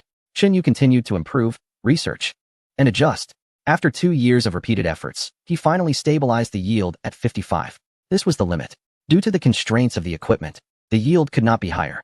After 2 years of hard work, Chen Yu produced approximately 20,000 chips that met the standards, gradually replacing them in various machines and robots to observe their performance and provide a basis for future iterations. Once the yield stabilized, Chen Yu began to attempt to increase production. Meanwhile, the construction of a second chip production line commenced. This second line was designed anew based on the foundation and experience of the first production line. In the past 2 years, the industrial foundation has seen certain growth. Various types of factories have begun to emerge from their original customized general manufacturing setups, moving towards specialized facilities. For instance, there are now dedicated wire factories, tool factories, sulfuric acid plants, and ethylene plants. Previously, the wire and tool factories, which involved metals, were often part of the same facility. Multifunctional casting machines produced both wires and tools, resulting in low efficiency. However, things are different now. The growth of the industrial base has given Chen Yu more confidence, allowing him to have enough assurance to build a second chip production line. With new processes for silicon purification, innovative wet cleaning techniques, and newly developed lithography machines.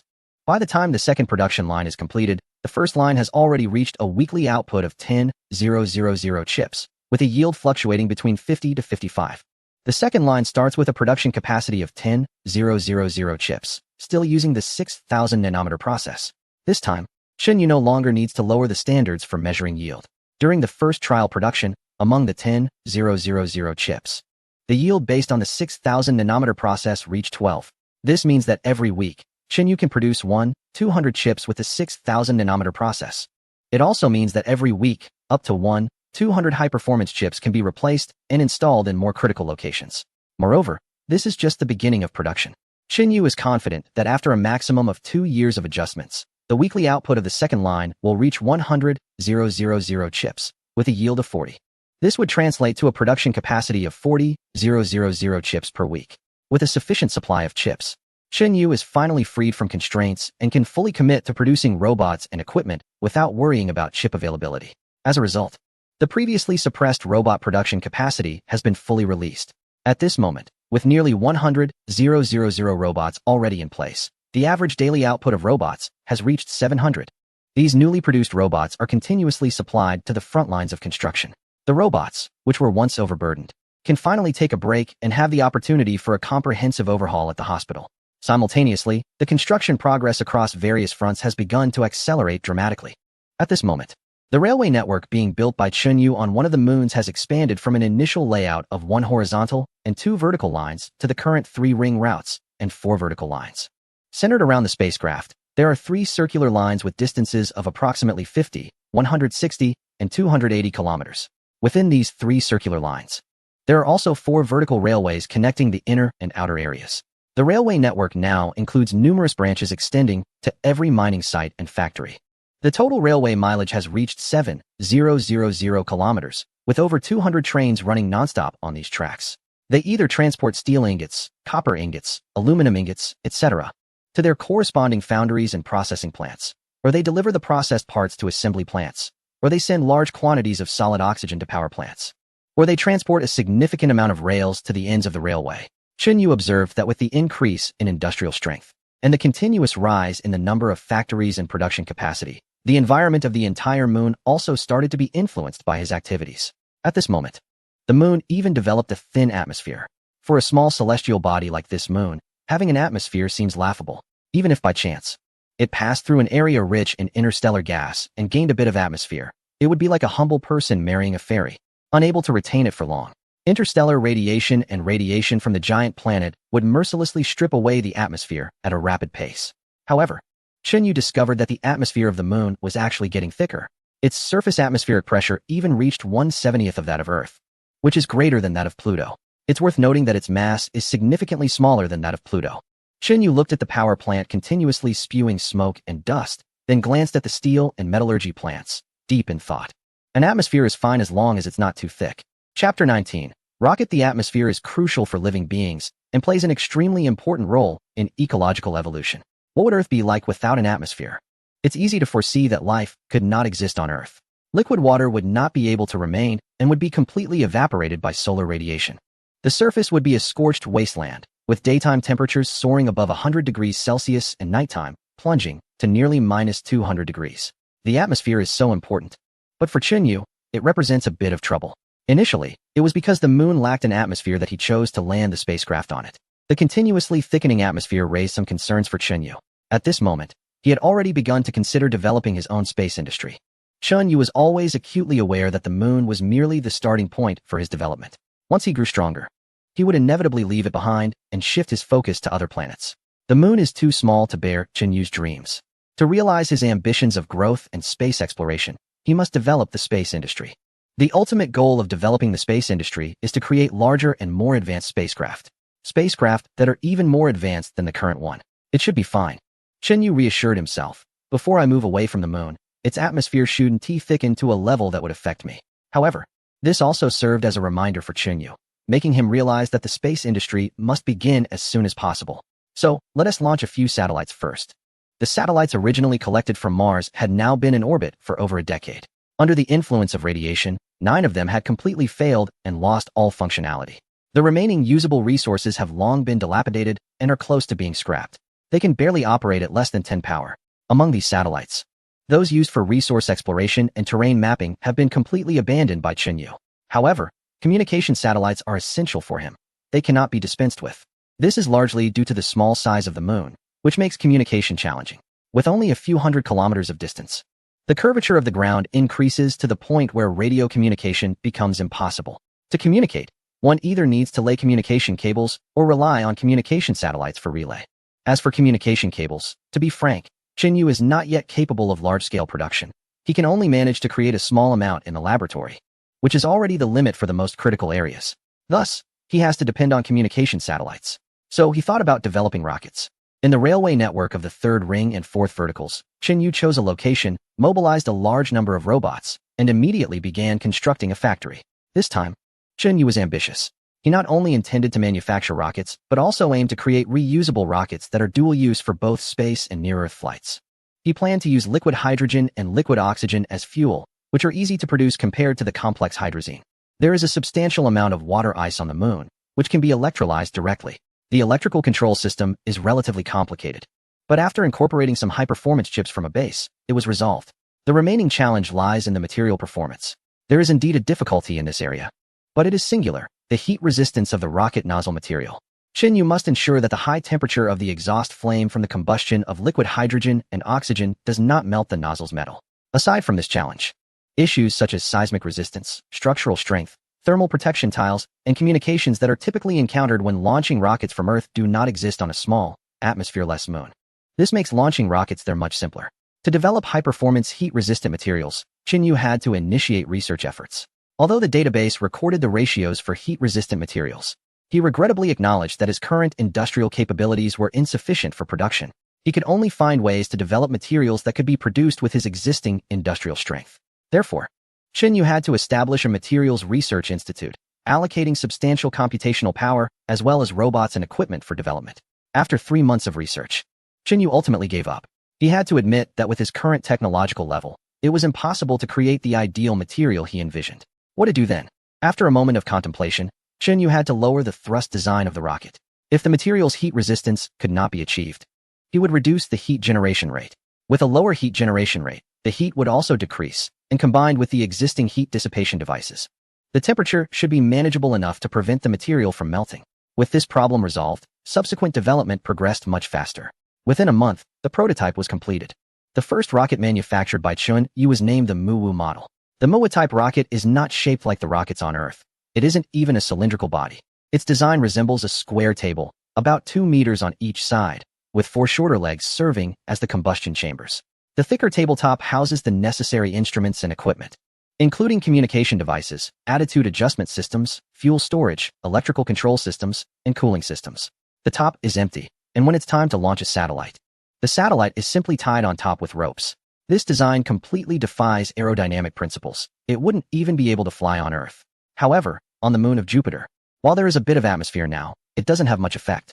At this moment, the liquid hydrogen and liquid oxygen have been fully loaded. After a final check with no errors, with a command from Chunyu, the rocket ignites immediately. The flames from the combustion of hydrogen and oxygen shoot out from the 4 legs, slowly propelling it upward. Its speed isn't fast, unlike the intense acceleration of Earth rockets, because its thrust isn't very strong. Its maximum power can only reach 3 ms, and to reach an orbit about 10 kilometers above the surface of the moon, it takes a full 82 seconds. At that point, it will achieve an orbital speed of about 40 meters per second, allowing it to remain stable in orbit around the moon. If there is a satellite on top, it can simply untie the ropes and let the satellite orbit on its own. It's that simple and straightforward. Compared to the complex procedures and high-tech equipment required to launch a satellite on Earth, this is incredibly simple. Even Chunyu finds it somewhat laughable. But as long as it works, that's what matters. And it should work quite well.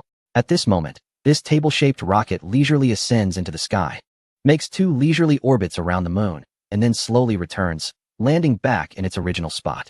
Chapter 20. New Year in Chunyu's Memory.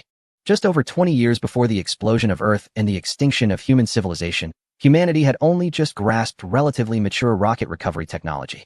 This meant that after launching satellites or spacecraft, rockets could return to the ground and be reused after maintenance. This technology significantly reduced launch costs and provided more convenience for humanity's ventures into space. Even the crude Mars landing plan of the Inghua spacecraft was proposed only after the recovery rocket technology matured. The importance of this technology is evident. To master it, human civilization endured countless hardships, lost many rockets in explosions, and expended immense effort from scientists and engineers, along with significant funds and time, before finally achieving it.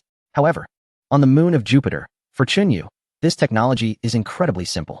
So simple that with his rudimentary aerospace technology, he mastered rocket recovery technology at the moment of launching the first rocket. This is largely because the moon is so small and has almost no atmosphere. The difficulty of mastering this technology here is many times easier than on Earth. At this moment, the wooden rocket shaped like a table landed steadily on the launch site. Robots waiting nearby rushed over, bringing various devices and instruments to perform a comprehensive internal and external inspection. The results of the inspection left Chunyu quite satisfied. This launch had caused no damage to the rocket at all. Now, it just needed to be refueled to execute a second flight, with no major repairs required. Thus, a train from Chunyu's newly established satellite factory set off, carrying the latest satellite he had manufactured. This satellite had a square shape, with a volume of about 1 cubic meter and a mass of 17 tons. Among this weight, approximately 600 kilograms consisted of liquid hydrogen and liquid oxygen. Under the control of a controller, they would slowly begin to burn and drive the generator to produce electricity for the relevant instruments. This place was distinctly different from Earth. Satellites on Earth either used solar panels for power or nuclear fission batteries. Powering with chemical fuel was not common due to its low energy density. In Earth's orbit, refueling satellites conveniently was not feasible, leading to their eventual decommissioning once the fuel ran out. However, on Jupiter's moon, the conditions were quite the opposite. Here, sunlight was too weak, making solar panels impractical. Chunyu had yet to master the technology for nuclear fission batteries. Instead, the technology for chemical fuel was mature, and refueling was incredibly convenient. If needed, the wooden rocket could simply ascend again, requiring little effort. This created such a scenario. Furthermore, while this satellite appeared to be high-tech, it was essentially just a signal amplifier operating in space, lacking significant technological complexity. Even the solid oxygen power plant had higher technical content than this satellite. Thus, the satellite was secured with steel cables, just like those used to bind wood on a truck, directly to the wooden rocket. After igniting once more, the wooden rocket ascended again, steadily placing the satellite into orbit around the moon. The next moment, Chunyu immediately noticed that the communication quality with the more distant factories, bases, and robots had improved several times over. Commanding operations became much more intuitive. Indeed, Chunyu diligently launched dozens of satellites, achieving full signal coverage for Jupiter's moon. Now, there was no need to worry about the robots losing track of him as their owner. With this shortcoming resolved, Chunyu redirected his focus back to the ongoing large-scale construction. Time quietly passed, and in the blink of an eye, several decades had gone by. For an ordinary person, This might evoke a sense of profound change, with toddlers who once babbled now transformed into elderly individuals with gray hair. However, Chinyu felt none of that. For him, a few decades were just a fleeting moment. As long as the computer remained functional, he enjoyed an infinite lifespan. It is now the year 76 of the new calendar. Chinyu marks the moment he arrived on Europa's fifth moon as the starting point of the new calendar at 000. He continues to use the same timekeeping system as on Earth, with 24 hours in a day, 60 minutes in an hour, and 60 seconds in a minute. At this moment, it is exactly 000 of the 76th year of the new calendar, just after the new year. Immersed in work, Chinyu did not hold a New Year celebration. The continuous development of the industrial base has allowed him to take stock of his achievements during this New Year moment. As a form of celebration, after 76 years of relentless effort, the number of robots under Chinyu's command has skyrocketed to an astonishing 20 million units. The total railway mileage has reached 190,000 kilometers, forming a comprehensive layout of 11 horizontal and 8 vertical lines, covering the entire moon and connecting all large-scale factories and mines. At this moment, the total number of various types of factories, power plants, mines, chemical plants, foundries, machinery plants, vehicle assembly plants, and wafer fabs has surpassed 70,000, with an annual electricity consumption exceeding 100 billion kilowatt-hours. The entire moon has undergone a complete transformation. It is no longer desolate or silent. Heavy freight trains rumble by at all times, and large numbers of robots scurry around like ants, under the illumination of lights. The ground is brightly lit, with countless factories showcasing the power of technology like a steel jungle. Notably, after decades of uninterrupted research and substantial resource investment, the semiconductor technology that is most crucial to Chunyu has developed to the point where it can mass-produce 130-nanometer chips. Although this technology is still about 50 years behind what existed before the fall of humanity, it is already highly functional for Chinyu. At the very least, the chips used in the robots are fully capable of meeting their needs. After all, the robots do not require independent intelligent calculations.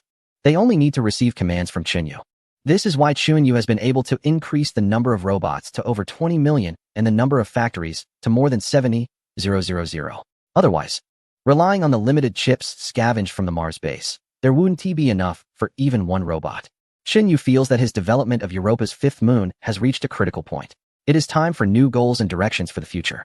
Chapter 21. Recovery and Delegation. At this moment, Chinyu realizes that the development of Europa's fifth moon has reached a limit in scale. After all, the size of the moon is fixed, and the available minerals and resources are limited. According to the previous planning, it is now time to shift from pursuing scale to focusing on quality. Chinyu needs more precise processing capabilities, more powerful machines, more reliable yet energy-efficient equipment, faster transportation speeds, and quicker computing speeds. Of course, this shift in objectives does not mean that past efforts were in vain. Chinyu is very clear about this. He understood that the prerequisite for pursuing quality was to first have a sufficiently large scale. Without scale, everything was just a castle in the air. For this reason, over the past few decades, he had worked tirelessly to rapidly expand his industrial scale to cover the entire planet. With this scale, he finally qualified to pursue quality. Thus, after the new year of the 76th year of the new calendar, Chinyu's development model suddenly changed. Large-scale construction came to a halt. From this moment on, Chinyu would basically no longer build new factories or extend railways. Instead, he focused on gradual iteration and upgrades. Take power plants, for instance. In the past, it might have taken 2 kilograms of a certain fuel and the corresponding amount of oxygen to generate 1 kilowatt-hour of electricity. But now, Chinyu pursued higher thermal efficiency. He began to find ways to enhance thermal energy utilization, aiming to generate 1 kilowatt-hour of electricity with 19 kilograms, or even 817 kilograms. Ultimately striving to achieve this with just 1 kilogram of the fuel. The previous extensive management model and the mindset of as long as it works. The rest doesn't matter were completely abandoned at this moment. Chinyu began to be meticulous, striving for perfection. What is this? A component that would reduce precision by 1/10,000th? That is unusable. He immediately researched higher performance components. This component has a reliable working time of only 9,000 hours. A part manufactured using another process could increase the reliability to 10, but with a 60 increase in energy consumption. First, improve the reliable working time. Energy consumption? Find a way to reduce it. As long as there was even a slight improvement, under Chinyu's high execution power. This new technology would immediately be applied across all industrial scenarios. This might merely be a 0.001 efficiency improvement, yet the cost could rise by 10. But Chinyu didn't care. Once it was a 0.001 improvement, 100 times would make it 1, and 10,000 times would double it. 100,000 times would lead to a complete technological disruption, a leap in processes and technology. Throughout human civilization, every significant technological leap has stemmed from incremental technological accumulation. Now, Xinyu had also embarked on this path. He knew that to realize his dream of exploring the universe and reviving humanity, this step was indispensable. Accompanied by Qinyu's pursuit of excellence, the originally scattered and chaotic industrial facilities gradually became organized. They now had beautiful buildings, high-tech appearances, and the internal factories no longer had messy wiring or tools strewn about, nor the clunky robots that were previously in use. Instead, there was a near-vacuum environment with uniformly arranged machines. A large number of old machines were reprocessed into steel ingots and aluminum sheets, which were then shaped into brand new, higher-performance components at upgraded foundries. Many railway tracks were directly dismantled and reprocessed, with newly laid tracks being stronger, more stable, and less prone to deformation, capable of supporting trains at faster speeds. A large number of robots returned directly to the recycling station, being dismantled into individual parts. On the new robot production line, many new robots lined up to be produced. Compared to their predecessors, they consume less energy, are more agile, and have higher reliability, while the time, energy consumption, and cost of producing them have significantly decreased. Meanwhile, Qinyu's industrial capabilities began to accelerate once again. During this process, Qinyu gradually noticed that his computing power was becoming insufficient. The usage rate of the central computer of the spacecraft had consistently remained above 90. Occasionally, during larger research projects, the usage rate would even soar above 95. This was, of course, due to Qinyu's pursuit of industrial upgrades. The development of numerous new processes and technologies consumed an excessive amount of his computing power. However, this was something he had to do. He needed to find a way to enhance his computing power. Without sufficient computing power, technological advancement would be impossible. After spending a century with ample computing power, as the threat of insufficient computing power began to show its first signs, Qinyu had no choice but to contemplate how to resolve this issue. First of all, the option of manufacturing more advanced computers for his own use could be ruled out without hesitation. This was simply not feasible. Even though industrial upgrades had been underway for over a decade, the most advanced chip that Qinyu could produce had only progressed from 130 nanometers to 65 nanometers. This leap was already quite rapid, but the 65 nanometer process was still at least 20 years away from the 7 nanometer process of the central computer on the spacecraft. He had no idea how many iterations and improvements would be needed to reach the 7 nanometer level. Additionally, the chips scavenged from the Mars base could not be used because they were already in operation. Qinyu had integrated them into key nodes of his industrial facilities, where they played a crucial role and could not be repurposed. So what should he do? He needed to recycle computing power, Qinyu thought quietly. At this stage, his awareness extended to every endpoint of his industrial facilities. Every action of each robot, every movement of each track, and every turn of each train was personally directed and controlled by Qinyu. This brought about an extreme improvement in efficiency and coordination. The cooperation between machines was flawless, with no waste or errors occurring. Now, Qinyu planned to reclaim all this computing power. This meant relinquishing complete control over the endpoints of the industrial facilities and allowing the underlying chips to manage themselves. This would inevitably lead to a certain degree of reduction in efficiency and coordination. However, in order to reclaim computing power for more important tasks, he had to temporarily set aside concerns about efficiency and coordination. The issue of insufficient computing power remained. Qinyu sighed silently. If only there were sufficient computing power available. Chapter 22. Exhaustion. Qinyu longed for a more advanced supercomputer for his own use. If the computing power is sufficient, Qinyu might even dare to venture into the field of fundamental physics at this stage. Fundamental physics reveals the underlying laws of the universe, aiming to answer some of the most essential questions, such as what the basic composition of the universe is, where the universe comes from, where it is headed, why stars burn in such a way, and why the universe is the way it is. Fundamental physics is the cornerstone of all scientific and technological development, playing an unparalleled important role. Corresponding to fundamental physics is applied physics, which is closer to everyday life, dealing with issues like how to make machines more fuel efficient or how to improve precision, all of which fall under the category of applied physics. Fundamental physics determines the upper limits of applied physics. The technological level of applied physics can never surpass the research level of fundamental physics. For instance, without the discovery of relativity, it would have been impossible to create certain advanced weapons. Fundamental physics is crucial, but the costs associated with researching it are staggering. For example, particle colliders built to study the minutest structures of matter can cost hundreds of billions for just one device. Facilities like neutrino telescopes need to be constructed hundreds of meters underground, with expenses so high that ordinary people can hardly imagine. However, for Chunyu at this moment. As long as there is sufficient computing power, none of this is a problem. He dares to touch upon the field of fundamental physics at his current stage of development. The only issue is the lack of computing power. As Chunyu lamented this, he was executing his computing power recovery tasks. A large number of permissions were granted to the base-level chips, and numerous instructions and instruction sets were deployed on those chips. From now on, some relatively unimportant and overly detailed decisions would no longer require his intervention. The base-level chips would make decisions based on preset conditions. Consequently, in Chunyu's industrial world, the extreme coordination and efficiency began to break down. Train arrival times sometimes showed slight discrepancies, requiring scheduling to allow for sufficient tolerance, leading to some reduction in efficiency. On the robot production line, the defect rate saw a slight increase. At the power plant, average energy consumption rose a bit, and at the steel mill, production efficiency slightly decreased. Chunyu observed all of this, but could only endure it. This delegation of authority allowed Chunyu to recover about 30 of the computing power. This computing power was then fully invested into research institutions, leading to increasingly frequent experiments in various laboratories. Technological advancements gradually improved through these repeated experiments. Under these circumstances, Chunyu's industrial strength began to grow rapidly once again. However, this growth did not last long. In May of the 102nd year of the new calendar, the first mineral depletion event occurred on Jupiter's moon Europa. Mine number 1506 is a zinc sulfide mine. The zinc reserves here are low, and the quality is poor, making it difficult to mine.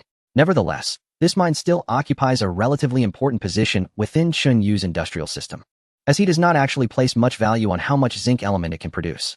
There are still over a dozen mines on one of Jupiter's moons that can produce enough zinc for Chunyu's use. What Chunyu values most, however, is another rare element that coexists with zinc sulfide, gallium. This rare element can be used to create alloys and is also essential for producing semiconductors. For over 100 years, Chunyu has been steadily extracting gallium from this location, but now it has been depleted. Although there are a few remaining mines that can still provide gallium, this is not a good sign. If this continues, more and more mines will be exhausted and lose their mining value. Chunyu thought to himself, after all, this moon is too small. In fact, being able to find almost all the elements he needs on this moon is already a great fortune. Chunyu cannot wish for too much. He will have to extract resources from other planets. Fortunately, his aerospace industry has already established a certain foundation. Sensing the current risk, Chunyu immediately initiated an aerospace program. He first launched hundreds of satellites into space. These satellites were not intended to observe the moon. Rather, he planned to send them to the vicinity of other moons of Jupiter to check if they had the gallium he needed. The day finally arrived. Chunyu felt a mix of emotions, both nostalgic and invigorated. From the moment he landed on this moon, he knew he could not limit his reach to just this location. It was too small. Expanding his industrial facilities across multiple planets, supported by several celestial bodies, was the only way to ensure the growth of his industry. So it was time to take the first step. Based on the distance from this moon, Chunyu began selecting target planets. The 4 largest moons of Jupiter were ruled out first. While they are enormous and rich in minerals, one planet alone would be more than enough for Chunyu. However, they have one major drawback. They are too large. Not only do they have immense gravity, but they also possess very thick atmospheres compared to smaller moons. At the current level of Chunyu's aerospace industry, he is unable to control rockets and spacecraft for takeoff and landing on them. The only viable targets are moons like this one, or even smaller ones. Under these circumstances, the hundreds of satellites, escorted by the M5 rocket, flew along different trajectories towards 5 different moons of Jupiter, moons 14, 15, 16, 18, and 6. Additionally, to ensure communication between different planets, Chunyu also launched some artificial satellites into orbit around Jupiter. These satellites do not orbit the moons, but rather revolve directly around Jupiter. They follow different orbits, ensuring that regardless of where this moon is positioned, communication with the other moons can be easily maintained. In the vast cosmos, hundreds of small satellites flew, successfully entering the orbits of different moons under Chunyu's remote control. Observations began. In the first year, Chunyu found nothing. The artificial satellites only discovered some common resources on those planets, which held little value. On such a large planet, why are the mineral resources so scarce? Chunyu complained. If it really doesn't work out, we'll have to look for resources on a more distant moon. The following year, on a certain day, a set of data transmitted back from satellites made Chunyu's spirits lift. It seemed to indicate a bauxite or vein. Bauxite typically also contains gallium. Chapter 23. Interstellar Expedition. Chunyu felt an immense thrill. Ever since the signs of mineral depletion appeared, he had to proactively slow down the pace of construction to conserve resources. It felt like he was shackled, which was quite frustrating. Now, the discovery of a new or vein made all his worries vanish. I knew there would always be a way out. Chun Yu's gaze immediately turned to his Space Launch Center.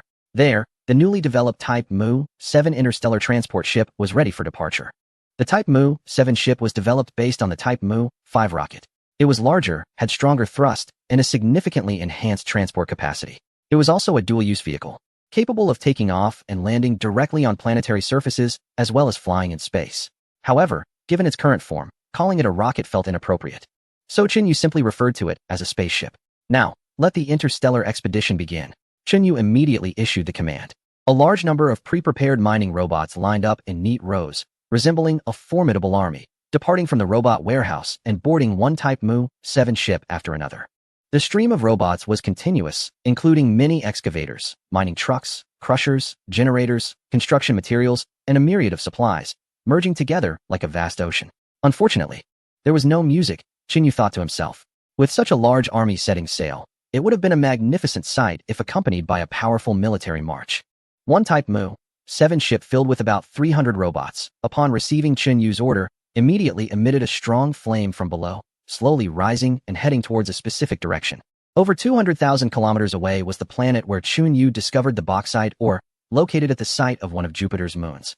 After accelerating for a while, the Type Mu-7 ship entered the inertial flight phase. In the complex gravitational environment of the Jupiter system, it accurately followed the trajectory Chun Yu had calculated in advance, heading straight for the moon.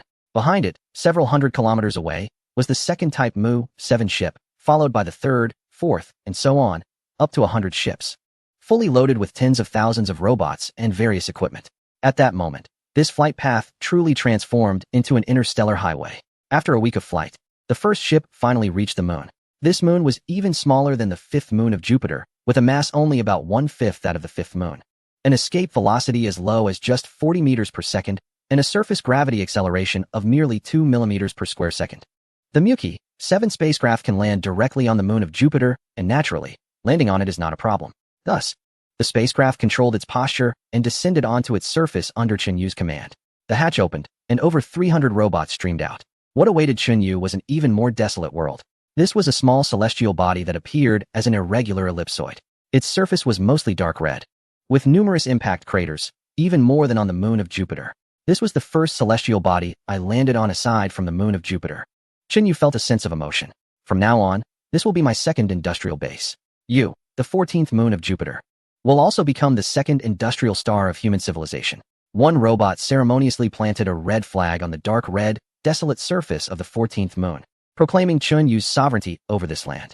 The Mu-7 spacecraft took off again, heading back to the moon of Jupiter. The 300 robots then marched confidently towards the bauxite mine numbered 11. From this moment on, Chun Yu decided to prefix all mining sites on the moon of Jupiter with 0, while those on the 14th moon would be prefixed with 1.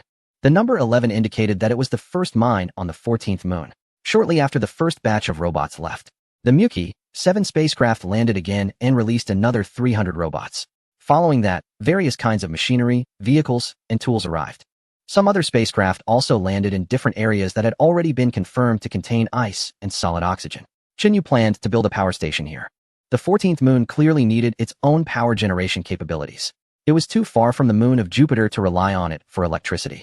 The mining facilities would naturally be built near the bauxite mine, necessitating the construction of high-voltage transmission lines between the two. A total of over 10,000 robots, assisted by various tools, began new construction activities. Tools and manpower from the main base on the moon of Jupiter continuously arrived, and rapid changes began to take place on the 14th moon. Power plants and mines grew quickly like bamboo after rain, and within just 6 months, they were officially put into operation. Gallium is a rare metal. Although important, Chun Yu's usage was not high. About 100 tons a year was sufficient, roughly the amount the Mu-7 spacecraft could carry in one trip. However, this was a bauxite mine. Generally, gallium is extracted while refining aluminum ore. Here, the process was reversed. Chun Yu mined gallium and simultaneously refined aluminum. While aluminum was not lacking on the moon of Jupiter, it was not particularly abundant either. Perfectly, it could be transported together with the aluminum ore from the 14th moon. Finally, gallium was no longer a scarcity. Chun Yu sighed and resumed several previously halted plans, restarting construction operations. The exchanges between the two celestial bodies increased. The Mu-7 spacecraft shuttled back and forth, bringing a large amount of minerals from the 14th moon while transporting numerous robots and machinery from the moon of Jupiter. Yes, A power plant and a mine are not enough to satisfy Chunyu's appetite, since the development has already begun on one of the moons. It makes sense to fully exploit it. It's important to note that not only gallium deposits, but also various rare elements, as well as copper and tin, are not abundant on the other moon either. If we're going to play, let's play big. Chunyu is determined. The second industrial star must live up to its name. Therefore, more interstellar expedition troops arrived at one of the moons under the transport of the spacecraft, and more construction materials and equipment were brought here. The once desolate and silent moon finally began to show some signs of activity under Chunyu's interstellar expedition plan. However, at this moment, a previously manageable issue became increasingly hard to ignore as the scale of development expanded: communication delays. Chapter 24. Supercomputing Center. It is well known that light is the fastest entity in the universe, traveling at about 300,000 kilometers per second. Radio waves and wireless communication are also a form of light, albeit with lower energy. Their propagation speed is also at the speed of light. Typically, communicating at light speed is more than sufficient, as it is incredibly fast, capable of circling the Earth 7.5 times in 1 second. However, now that we have entered the interstellar era and Chunyu is developing 2 moons simultaneously, light speed has become too slow for him. The orbital speeds of the 2 moons differ. When they are closest, they are only a few thousand kilometers apart, but at their farthest, they can be nearly 400,000 kilometers apart, positioned on opposite sides of the planet. This means that the round trip across that distance is 800,000 kilometers. Even at light speed, transmitting a message would take about 267 seconds. In other words, when the 2 moons are at their farthest distance, it takes 267 seconds for Chunyu to send a signal to one moon and receive a reply. This communication delay is somewhat unacceptable. With such a significant delay, how can the instruments and equipment on one moon be operated? How can vehicles be controlled? How can factories be run?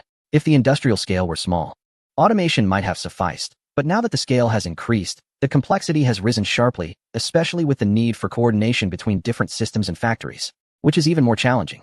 Chunyu thought long and hard, but couldn't find a solution, unless he relocated to one moon to oversee operations directly. But that would create the same problem for the other moon. Developing multiple moons was a strategy Chunyu had established from the start, and it couldn't be changed. Sigh. There's no choice but to proceed this way. Chunyu sighed. He desperately yearned for superluminal communication technology, which would allow communication at speeds exceeding that of light, thus eliminating concerns about communication delays. Unfortunately, even at the peak of human civilization, superluminal communication technology was still a distant dream, let alone for Chunyu at this moment. Currently, he could only think of ways to compromise and handle the situation. Perhaps he could build a supercomputing center, he thought. A supercomputing center, as the name suggests, is a hub for supercomputers, connecting vast amounts of computing chips to achieve extremely high computing power. The computer aboard the spacecraft he was on was also a supercomputer, albeit on a smaller scale. In the era of Earth, larger supercomputers could occupy an entire building, with power consumption comparable to that of a city. They have numerous applications and are one of the most important tools for scientific research. Without supercomputers, fields such as materials science, mathematics, physics, and pharmacology would struggle to develop. Currently, he had stabilized the mass production of chips using 65-nanometer technology, while more advanced 45-nanometer technology was under development. The performance of the 65-nanometer chips could be likened to those that took about a decade to be applied in high-end personal computers during the Earth era. He felt somewhat disdainful of the performance of these chips. Using them to build a supercomputer felt like constructing a palace with mud bricks. One was too extravagant, while the other was too basic. But there was no choice. For now, he had to make do with it. A large number of chips were transported to the moon, where a semi-underground supercomputing center was beginning to be constructed. The most critical aspect of the supercomputing center was heat dissipation. Some chips even needed to be submerged in low-temperature liquids to function properly. This time, he employed water cooling technology for the supercomputing center. Given that the moon's temperature could drop to over minus 200 degrees Celsius, he excavated many channels around the center and laid numerous pipes. Once the center was completed, the heat generated by the chips would be carried away by water in these pipes, transferred into the moon's soil. And then the cooled water would return to the supercomputing center to continue absorbing the heat generated by the chips, thus completing a cycle. He invested tens of thousands of the most advanced chips into this supercomputing center, laid out complex circuits, and built numerous auxiliary facilities. To provide the necessary power for the supercomputing center's operation, he also had to construct a power plant specifically for it and build railway connections for energy supply. On the software side, he dedicated significant effort to developing a set of low-level system programs to enable thousands of chips to work in coordination. as well as an intelligent program to automatically process massive amounts of data from around the globe. In this way, the combination of hardware and software would allow the supercomputing center to partially take over his responsibilities. After a year of hard work, the supercomputing center, covering dozens of acres, was finally completed. Overall, the total computing power of this center was about equivalent to that of the central computer of the spacecraft he was on. But its size was over 100 times larger, and its energy consumption was thousands of times higher. There was no choice. The technological gap was indeed staggering. He thought to himself that he would have to make do with it. At this moment, with a command from Chunyu, the deep humming sound signaled the system's activation.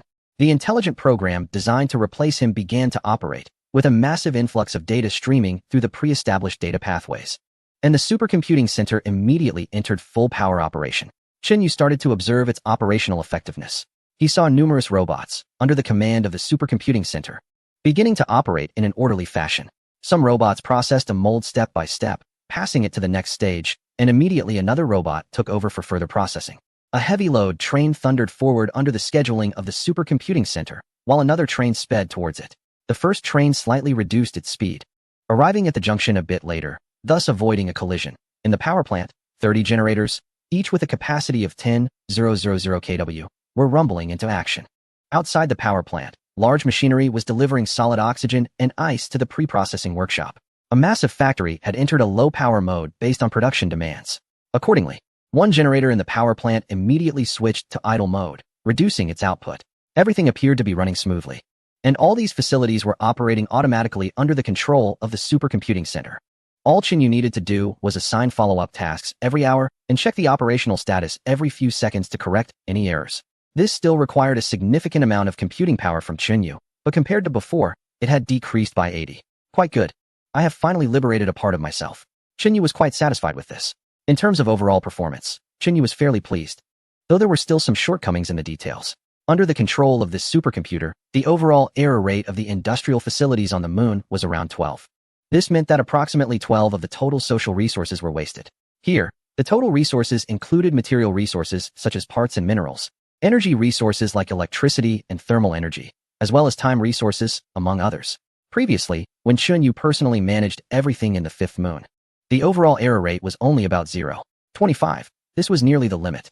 The reason it couldn't reach 0 was due to factors such as radiation from Jupiter's activities and asteroid impacts, which Chunyu could not fully control. After delegating authority to the lower-level chips, the overall error rate on the fifth moon soared to around 26.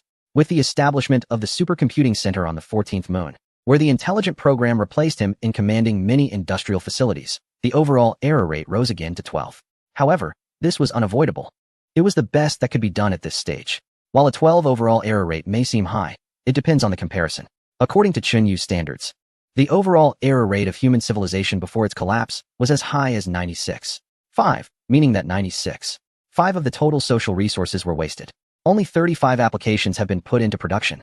The reason for such a high error rate, in Chunyu's view, is that sleeping is seen as a waste of time. Eating is a waste of time, not to mention the widespread behavior of wasting food. Watching movies is a waste of time, dating is a waste of time. Building landscapes is a waste of time, and everything else in life, including poor communication, mismatched cooperation, and resource waste caused by misunderstandings, is largely seen as wasting resources. In Chunyu's perspective, there is no need for rest, no need to eat, no need to travel, no poor communication, no misunderstandings, only a singular focus on work, making a high overall error rate seem strange. Thus, on Moon 14, daily work is undertaken by the supercomputing center, with Chunyu assigning tasks every hour and scanning the supercomputing center every few seconds to correct errors, leading to a vigorous production effort. Time flies, and before long, it is the year 135 of the new calendar. This year, Moon 14 has finally been fully developed. Chunyu has built approximately 30,000 factories and mines, and over 80,000 kilometers of railways, employing around 9 million robots. The brain behind these industrial facilities consists of a total of 165 supercomputing centers, each housing tens of thousands to over 1,065 nanometer process chips. Between Moon 14 and Moon 5, the latest generation of interstellar transport ships, the Type 8, has been developed based on the Type 7, featuring faster speeds, greater thrust, and more transport capacity for continuous travel back and forth. Based on the characteristics and mineral distribution of the two moons, Chunyu has intentionally adjusted his industrial layout during this period. He has shifted more low-end and basic industries to Moon 14, while leaving high-tech industries on Moon 5. This has led to a robust demand for transportation between the two moons. On average, at least 100 Type 8 ships take off and land daily between the two moons, transporting at least tens of thousands of tons of goods. The widespread use of Type 8 ships has also provided Xunyu with another benefit. He knows that he will eventually need to build a true interstellar ship. At this moment, the simple and primitive Type 8 ship has become Xunyu's testing ground. He constantly experiments with various new technologies, new materials, updated engines, more efficient propellants, and more stable communication and navigation modules on the Type 8 ship. Once these technological tests mature, he will begin constructing the first true interstellar ship. At that time, his dream will set sail. On Moon 5, Xunyu has also built dozens of supercomputing centers, delegating most basic calculations to these centers. Due to the extremely low communication latency, Xunyu can monitor the operation status of the supercomputing center in real time. As a result, the overall error rate here on Europa has only increased from 26 to 42, which is less than a doubling. Meanwhile, Xunyu has saved a significant amount of computing power that can be invested in more important work. There are many important tasks, but undoubtedly, the most crucial one is chip technology. Over the years, in addition to building numerous supercomputing centers to reduce his own computational load, Xunyu also took the risk of undertaking another initiative to enhance his computing power. He performed a surgery on his brain. Xunyu's brain, of course, refers to the central computer of the spacecraft. This central computer was designed to control a spacecraft, primarily focusing on safety and reliability, rather than being particularly concerned about specific computational power. In fact, some design aspects even limited its computing capability. Now, Xunyu has made thorough adjustments, such as removing power limits, canceling multiple verification modules, and eliminating performance restrictions based on high radiation resistance. This has effectively liberated its computational power, resulting in an overall enhancement of approximately 36. To this day, Xunyu is still unclear about the exact state of his existence within the computer. Performing surgery on one's own brain is undoubtedly a significant risk. However, even with the substantial risk taken to enhance computing power and maximize the potential of the spacecraft's central computer, the increased computing power has been consumed by overwhelming demand. Fortunately, I have now fully mastered the 32-nanometer chip manufacturing process. Within the next 20 years, I hope to master the 7-nanometer manufacturing process. By then, I will be able to build a new home for myself. The chip manufacturing process of the spacecraft's central computer is 7 nanometers, but it was not constructed solely for the pursuit of high computing power. Once Xunyu masters the 7-nanometer process, he can build a complete model of a supercomputer aimed at achieving even higher computing power. At that time, Xunyu can move into this new home. Conservatively estimated, this could bring about a nearly 50-fold increase in computing power. A 50-fold increase. Xunyu is filled with anticipation. By then, research can begin on fundamental physics and advanced technologies, such as more advanced spacecraft, nuclear fusion technology, and high-thrust engines. Chapter 26. The Center of Mass on the Spacecraft. A telescope, under Xunyu's control, is aimed at the sky. The massive Jupiter hangs silently, its atmosphere swirling and creating complex images that have a certain beauty. Bright Saturn floats nearby, adorned by a stunning ring. Numerous stars are scattered across the pitch-black night sky, mysterious and distant. Gazing at this vast night sky, Xunyu cannot help but recall magnificent galaxies, colorful supernova remnants, black holes, neutron stars, white dwarfs, and the countless secrets that exist in the vast universe. Among many other thoughts, the starry sky always evokes a sense of longing, especially for Xunyu at this moment. In the past, constrained by the human body, this yearning was merely a longing. Now, with the hope of truly realizing it and the possibility of one day exploring the infinite secrets of the universe, this yearning has become even stronger. Unfortunately, after glancing at the Muba-type spacecraft, which was constructed with the most advanced technology but still had a single function, an unattractive appearance, and outdated performance, unable to reach even the distant starry sky, Xunyu sighed. He realized that he still had to be grounded and develop technology step by step. He thought to himself that progress should be gradual. The pursuit of excellence in industrial foundations, through iterative improvements, was still ongoing. The exchanges between the two planets were becoming increasingly frequent. Time flew by, and Xunyu was slowly pushing forward the development of his technological capabilities. In the year 155 of the new calendar, on Europa, a mining area for Istholin was exhausted. This was a mining site located about 500 kilometers from the spacecraft. It was not large, merely medium-sized. Here, Xunyu had arranged over 2,000 robots, along with corresponding machinery and vehicles, to extract the Istholin. A railway extended to this location, responsible for transporting the Istholin away. Mining had started here in the year 45 of the new calendar. and it had been 110 years since then. The electricity generated from the combustion of ice the Lin powered many of Chunyu's machines. But now, it had finally run dry. The mining area had turned into a large pit about a kilometer in diameter and over 100 meters deep. The bottom of the pit had revealed gray rocks. With no more ice the Lin available for Chunyu to extract. After the depletion of resources, abandonment was the only option. After all, there were still many other ice the Lin mining areas on Europa and Ganymede. However, this event caught Chunyu's attention and vigilance. He conducted a statistical analysis, calculating all the ice the Lin and solid oxygen reserves he currently possessed, along with his consumption rates. The final calculations were presented before him. According to the current energy consumption growth curve, the ice the Lin resources on Europa and Ganymede would be exhausted within a maximum of 50 years. Ice the Lin was Chunyu's most important energy source, without exception. Without the electricity generated from its combustion, how would his industrial facilities operate? Chunyu knew this day would eventually come, as both Europa and Ganymede were too small. However, he did not expect this day to be so close, only 50 years away. He had to find new energy sources, he thought to himself. At this stage, Chunyu only knew of two sources of energy. The first was chemical energy, and the second was nuclear energy. Whether it was burning wood or coal, methane or ice the Lin, they all fell under the category of chemical energy. Nuclear fission and fusion, on the other hand, represented nuclear energy. It goes without saying that humans had not mastered nuclear fusion even at their peak.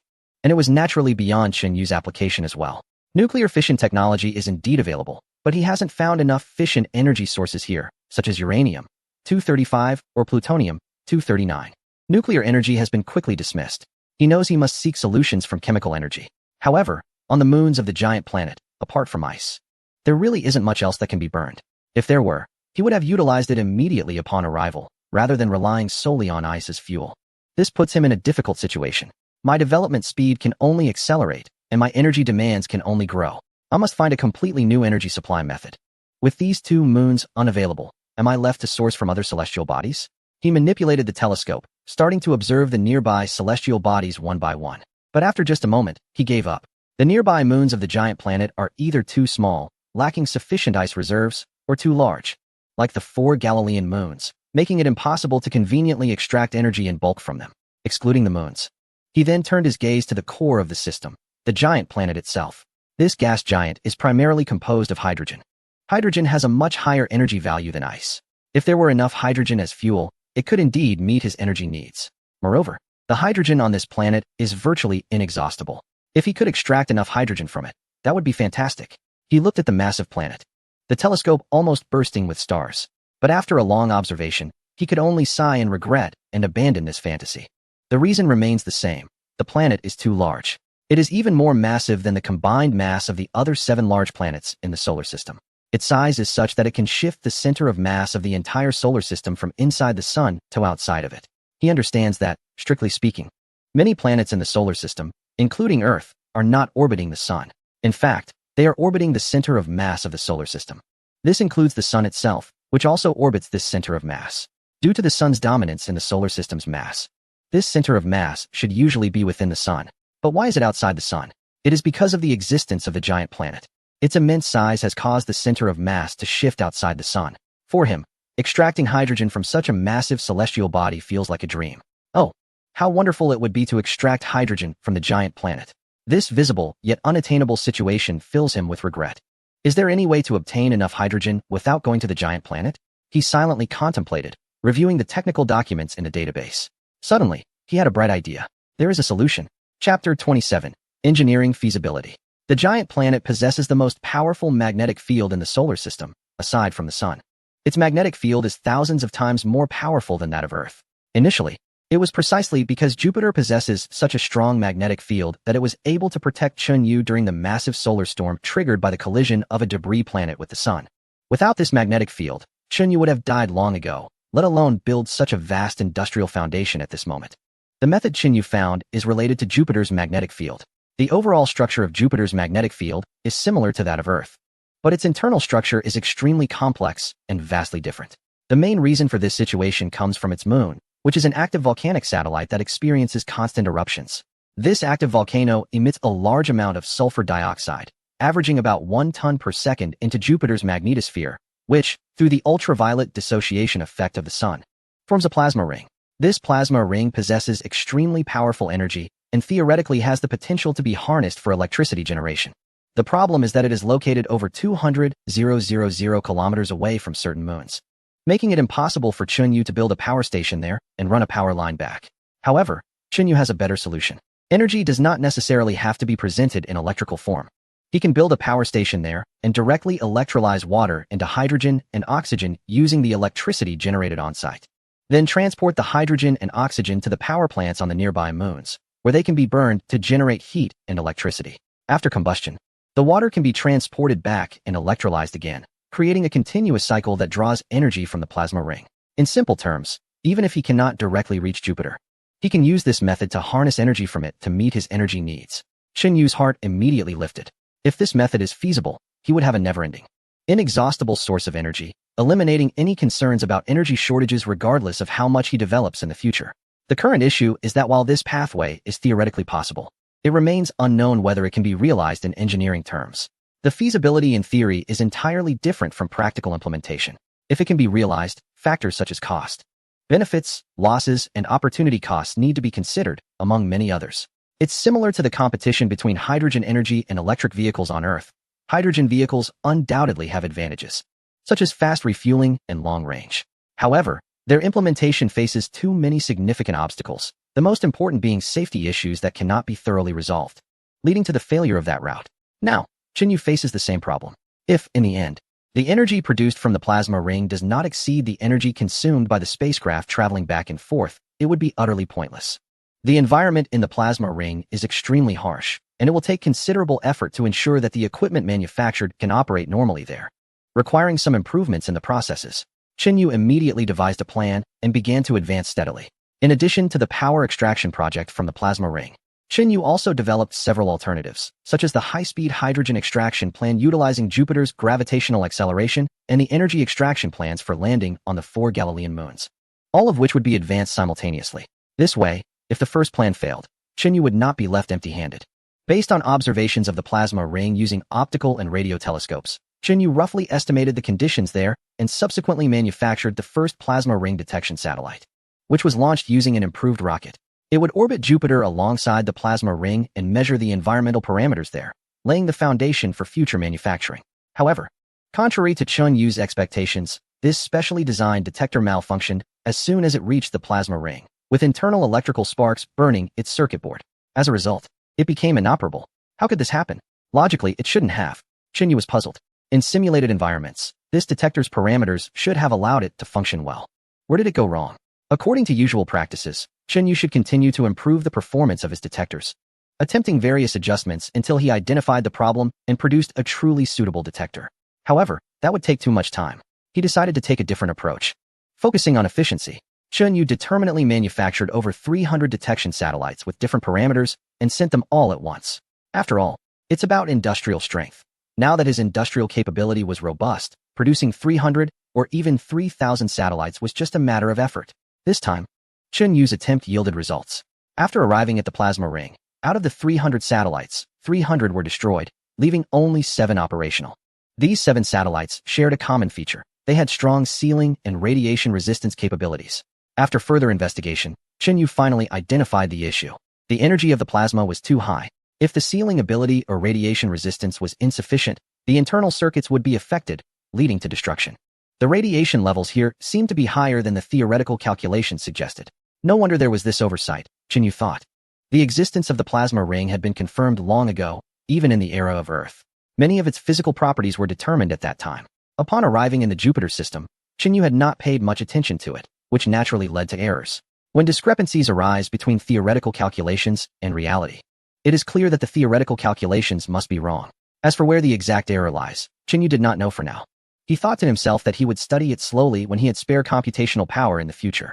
The 7 satellites conducted detailed observations of the physical properties of the plasma ring, generating a wealth of valuable data. 6 months later, Chunyu finally carried out the second launch. A space laboratory was sent into the plasma ring. This laboratory was designed to conduct a series of experiments involving generating electricity from the plasma ring to electrolyze water, which would then be transported back to one of Jupiter's moons and subsequently sent to the plasma ring, in order to comprehensively verify its engineering feasibility. Chapter 28. Huge profits in the plasma ring area, which is invisible to the naked eye. a small space laboratory quietly floated. Beside it was the massive planet Jupiter. Further away were the bright Galilean moons, and in the distance, the still glaring sun, along with the vast, endless starry sky. The space laboratory measured only 3 meters by 2 meters by 2 meters, with an internal space of less than 5 cubic meters. It had a sturdy shell capable of keeping the high-energy plasma entirely at bay while also shielding it from the violent radiation emanating from Jupiter. A liquid hydrogen and liquid oxygen generator acted as its heart, enabling it to operate even when external energy supplies were temporarily unavailable. Under Chinyu's control, a specially designed device for generating electricity from the plasma ring was slowly activated. The outer hatch opened, and an antenna-like apparatus gradually extended out. If everything went smoothly, and Chinyu's theoretical calculations were correct, then, as the space laboratory orbited Jupiter, a continuous flow of electricity should be generated from it and supplied to the internal components of the laboratory.